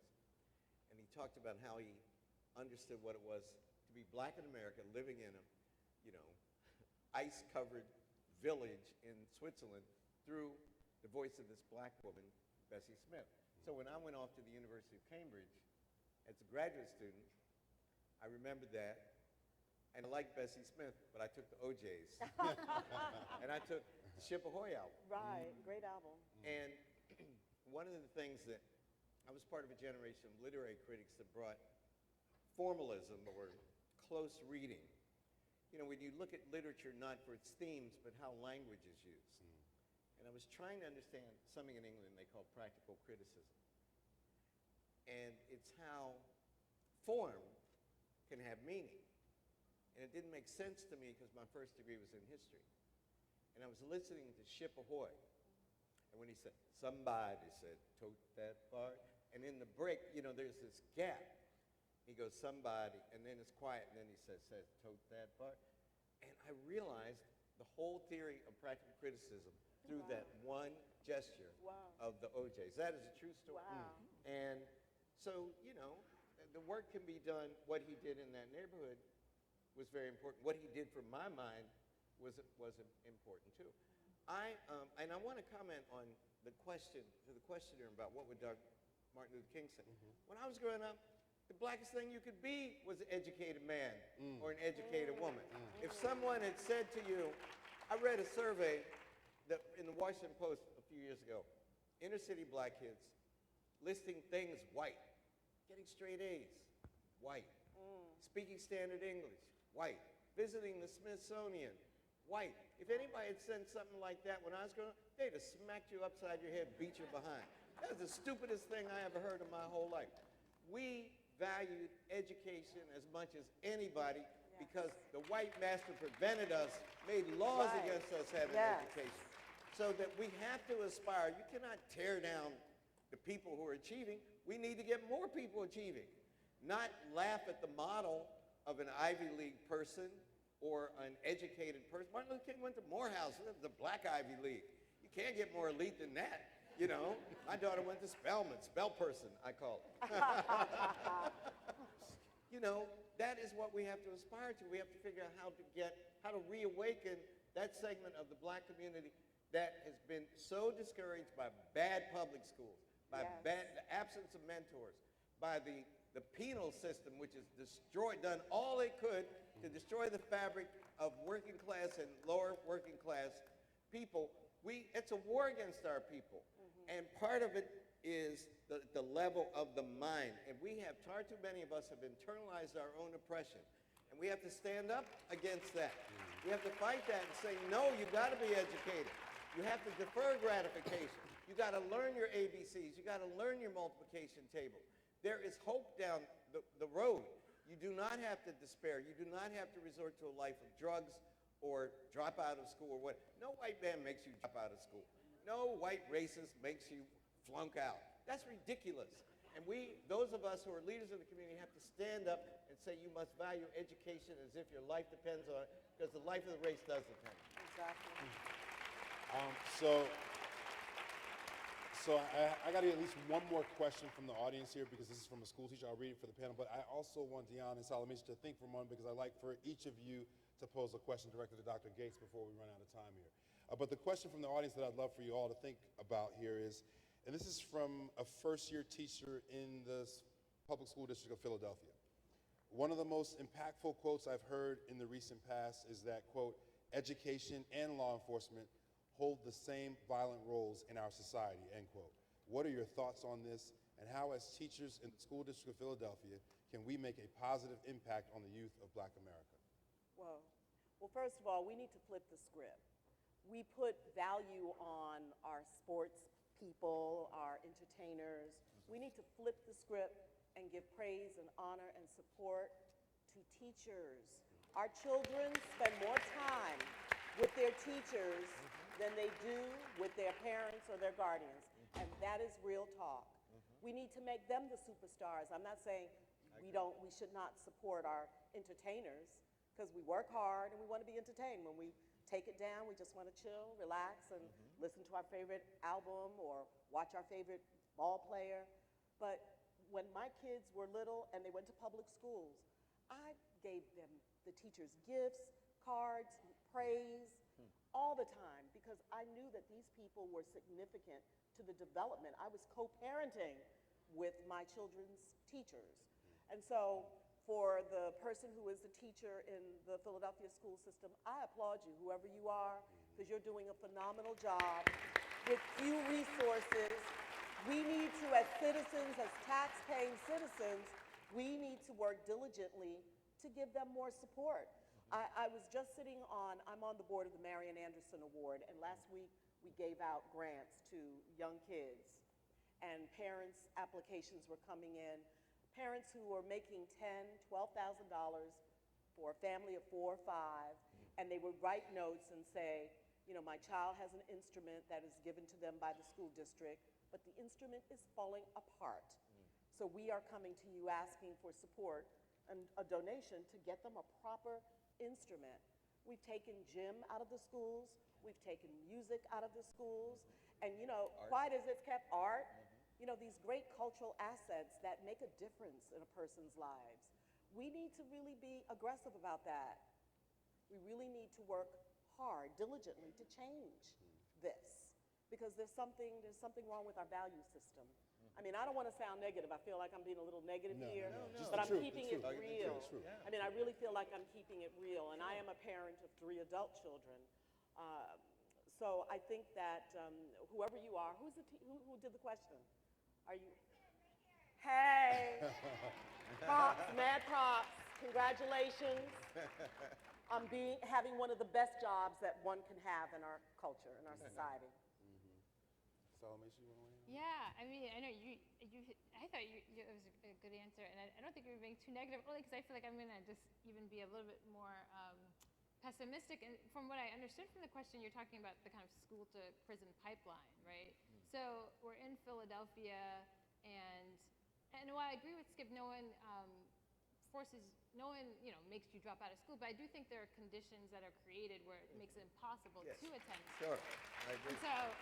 And in Philadelphia, you know, with the school closings and the ways in which it's just... At the same time, we're building more prisons. Sorry, Exactly. Okay, right. Because you got stuff to say too. So yeah, I mean, I guess I just want to throw that out there. I do think that we're at this particularly hard moment, and so when we were talking about change and agitation, and what is it that we as citizens should be demanding from our cities, and I think that's equal right to education is a fundamental thing that's being undermined, and not, you know, we're not in, you know, Jim Crow and separate but equal, but we're all living in a separate but equal reality in many inner cities. I live in Newark, and vast majority of the public schools have been privatized, and so parents and then students have been protesting, you know, so it's just a really hard situation. And the alternative, or it's not even an alternative, but there's a push to get students, or to criminalize schools, and then to also create systems in which people then end up in jail. So I just wanted to say that. But the reality is that,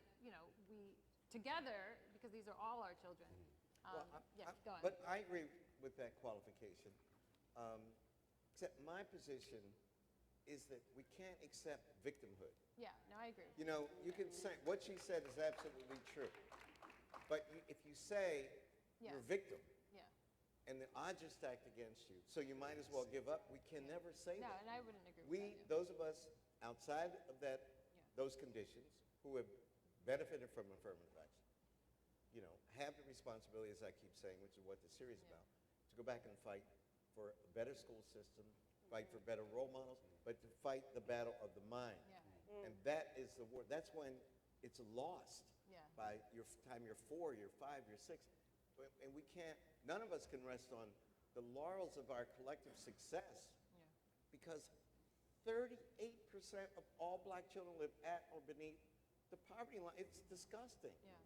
That is unacceptable to us as a society and to a people, and we cannot allow that. So to continue, and we have to remember that the causes of poverty are both structural and behavioral. They are outside and they are internalized, and we have to fight both. You cannot, it's socioeconomic, but it is also a matter of attitude and will and imagination, and we have to believe in the future. Cornel West and I are very good friends, and as everybody knows, and Cornel said to me one time, we were on a book tour, and he said, I think Cornel's 3 years younger than I am. I was born in 1950. And he said, how absurd was it for our parents to believe that their two little nappy-headed kids, right, could be anything they wanted to be? My mother and father never told me that I couldn't do something. Never. You know, they said you could grow up and go to Harvard, you know, be a doctor, you could brain surgeon, be an astronaut, though nobody knew what an astronaut was till after 57, right? But you know what I mean? If I would have said it, my mother said, yes, you could do it. And if somebody tried to say that we couldn't, she would have been in their face. That's right. You know, and that was, I was born 4 years before Brown v. Board. That is my only point, that we have to make people believe that everything is possible, and then fight to make it possible. And the other thing I want to say, one of the stories that we tell, when you do a documentary film, you have an hour, and there are 12 stories in the film. They're like little sub-chapters. You could, next time you're watching a documentary film, just watch it with just look at your watch. And so every 4 minutes you're telling another story. So you can only tell so many stories in an hour, and even in a 4-hour series. But one of the stories I wanted to tell was the busing crisis through Boston, because Boston was liberal, not Mississippi and Alabama. And so people often ask me, what do you think about busing? I was against busing. But what I said was, I don't think that they should be moving these kids around, you know, that just because you have white kids in a school would make it better, you know, blah, blah, blah, blah, blah. What they should do is bust the dollars from the suburbs to the inner city. That's the kind of busing that I believe in. I think one of the most discriminatory things in America is not having every child have the amount of tax dollars being allocated to each school should be the same per child, whether it's a rich neighborhood or a poor neighborhood. That's the kind of busing that I'm for. I like that. You know, just because something is black majority doesn't make it bad. That's racist. You know, I mean, what kind of bull is that? You know. Anyway. I digress. You know, I'd love to give either one of my brilliant co-respondents an opportunity to ask Professor Gates a question directly, either about the film or any of the things that we've been talking about here today. Well, first I want to start, like I said earlier, I admire the work that you're doing, not just the documentaries that you've done throughout the diaspora, but your research on genealogy. I had you on my show. Yep. Henry actually did my genealogy, and that was a moment. And we had a lot of fun. We had a lot of fun, yeah. Pocahontas. 2% American Native. I mean, it's there. The DNA doesn't lie. And still I rise. So back to an earlier question about what do we do? What is the responsibility? Yes. And I said, we use our social networks. We examine ourselves. We look at ourselves. We talk to ourselves about our level of esteem, how we can improve it, how we can share that joy and bliss with others, how we can empower our children, our babies. I mean, I'm a nana now, and I have my grandson will be 2 in January. He comes over to my house He is holding books. I'm telling him what's in the book. I'm starting early with him. I mean, we've started when he was in the womb. But, you know, we have an obligation and responsibility to ourselves and to each other to just think about what we can do better, to be better. And Still I Rise, I mean, I've just seen clips of it, but I will be pushing it out. I want to applaud and give a shout out to WHYY, the local PBS affiliate here, for progressive programming is what you are giving us, Henry. Thank you. Progressive programming that if we show our kids, how could they not be inspired? How can they not want to be better when they see what we've been through, who we come from, what we've come from? I went to the National Museum of African American It's History amazing, and Culture. isn't it? Sure yeah. Everybody should go. Yep. Oh, must go, must go. We got to give it up to Lonnie Bunch, the director. Yeah. I mean, I want wherever Lonnie's listening, I want you all to give it up. What he did was brilliant. An amazing institution, the newest museum on the mall. Everybody should go. WHYY took its members down to the We museum took just a couple weeks ago. Just another plug for WHYY. Oh, wow, That's right. Again, progressive programming and progressive activities. Bank of America, major contribution to that museum. Okay. That's true. But again, I'm very passionate and emotional about the work that Dr. Gates is doing. We have to support it. And also that Dr. Peterson is doing because, you know, you are documenting, you're teaching. That's what you are. You guys are teaching. And knowledge is power. And the more information you have, the more powerful you become as an individual. Who doesn't want personal power? I know I do. So I will be glued to the TV set November 15th and the 22nd, 8 p.m., WHYY. And if you're not a member, join, support positive, productive programming. And I hope that I hope grandparents, parents, and children sit with watch. the babies. So that I think our children will understand us better. To, you know, wonder why we're so crazy because all the stuff we're crazy. See what we've been through. Yeah. Yes. Well, I guess I want to plug Center for Africana Studies too. Absolutely. At Penn. Just, Absolutely. Right here at co-sponsor. UPenn. Yeah. Excellent. Yes. But I guess. I did train here too, so big Yes, I met shout you out to here. Yes, true. So I guess there's so many questions I have for you. But I guess what's the story that you know you're working on another documentary, but what's the story is there a story left inside of you that you really feel like you passionately have to tell? Is there a James Baldwin documentary? Oh, that's inside interesting. you? Actually, PBS has asked me to develop 4 more ideas. I mean, Finding Your Roots is every year. Yeah. That's like our franchise, right? Yes. So I want to do 4 more Black History. So we're actually just developing them. I'm talking to producers, and we made a list. I'd love your input. Gates@harvard.edu, what you think we should be doing. But one will be on Reconstruction, because nobody's really treated that. And you know what? Reconstruction is really a mirror of our time, because we had affirmative action. It's almost as if a door opened, and some of us could go in through the door, then they slam the door. It's like my friend Lonnie Guinier at Harvard Law School said affirmative action was a class escalator. And many of us moved up. Then someone pushed the off button, keep everybody off. And that's what happened in Reconstruction. Slaves freed with the 13th Amendment. December 1865, it's ratified. 1866 to 1876, Reconstruction, black men, only men could vote. Black men, senators, congressmen, then, you know, great social mobility, great energy, boom, the door shut. The Hayes-Tilden Compromise, then the birth of Jim Crow, starting in 1890, Separate Car Act in Louisiana, all through till the Mississippi Constitution Convention, then finally culminating with Plessy v. Ferguson. That period between the abolition of slavery in 1896 with Plessy, that is what many people want to see happen to us after Martin Luther King died. So I want to tell that story as a mirror, an allegory for what's happening now so that we can fight back. So, with the systematic attacks on the Voting Rights Act through the courts, et cetera, et cetera. I'm preaching to the converted. I don't want to preach that. But I want to tell that story about the real heroes and the heroines, the black women and the black men who fought to educate the newly freed slaves, to embrace the ballot box, and then to fight against the huge onslaught of racist images that proliferated after, you know, the invention of chromolithography. And so you had all of these postcards and trade cards showing Sambo images and black people with exaggerated features, chicken thieves, eating watermelon all the time. Why? Because the genie was out of the bottle. That showed that black people were equal as human beings.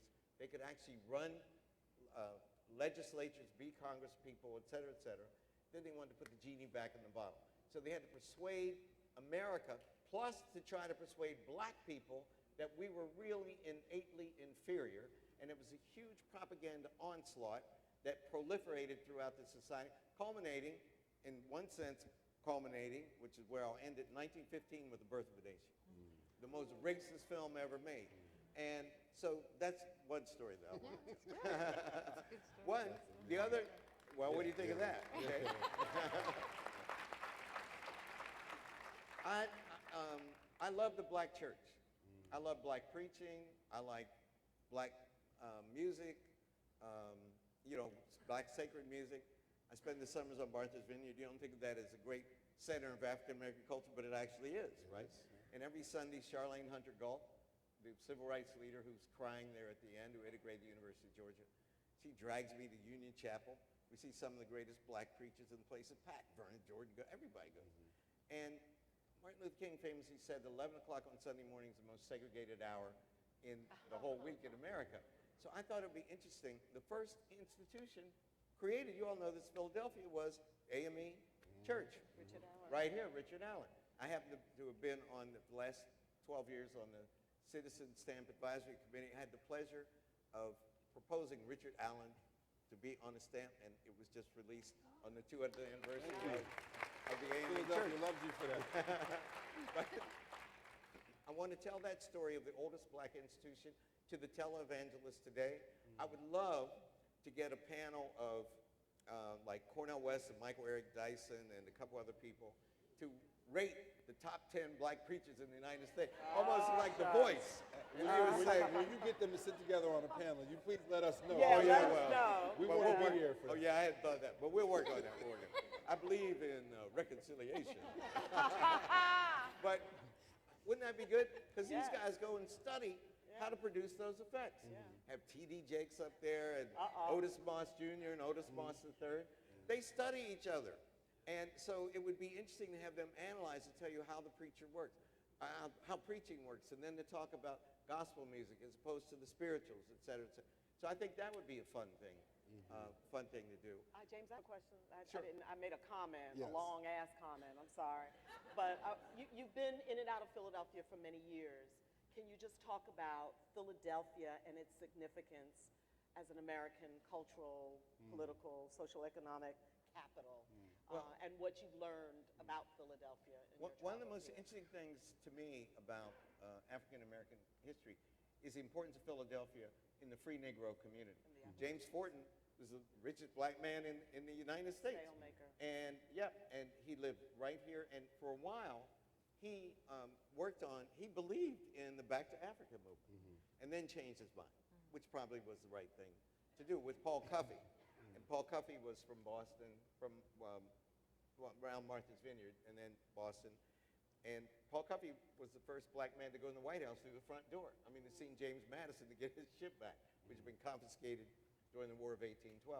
But think about if you had your intelligence in 1800, a black woman as intelligent as you, you had your intelligence, your sensibility. 1800 when 90, I don't know what the exact percentage, but the overwhelming percentage of your people would be slaves. When people would look at you and think that you were closer to the animal kingdom than the human kingdom, the human community, but yet you strove. You believed, you fought for the rights of free black people, and then you fought for the freedom of the slaves. I think these people are heroes. And I'm fascinated by the role of Philadelphia in the history of African-American people. So it's no accident, once you understand that Richard Allen would found the AME Church here. Du Bois did his great. Yeah, and Du Bois said the first sociological study, not only of black people, but in America, was done right here, the Philadelphia Negro. that Du Bois did was published in 1899, I believe. Yeah. When he was here at Penn. Yeah, when he was here. Well, at Well, Penn. well, yeah. sorry. Yeah, not at Penn. Right, not quite at Penn officially. But Philadelphia is, plus the music in our generation, the Philadelphia sound. So it's a very complicated, beautiful place. And whenever I come here, and I've been coming here for years for book talks, the Library of Company, at the library, the museum, the free library. Now, if we want you to come here more. Oh, yeah, that's great. Amy Gutman, one of my best friends, the president of the University of Pennsylvania. But whenever I come here, it is always packed. People always make me feel like I belong here and I'm a member of the family. I love Philadelphia. You are a member of the family. Thank you. Ladies and gentlemen, please join me in thanking Deanna Williams and Professor Solomon Tillett and Dr. Henry Louis Gates for this wonderful program tonight. Appreciate you. Thank this brother.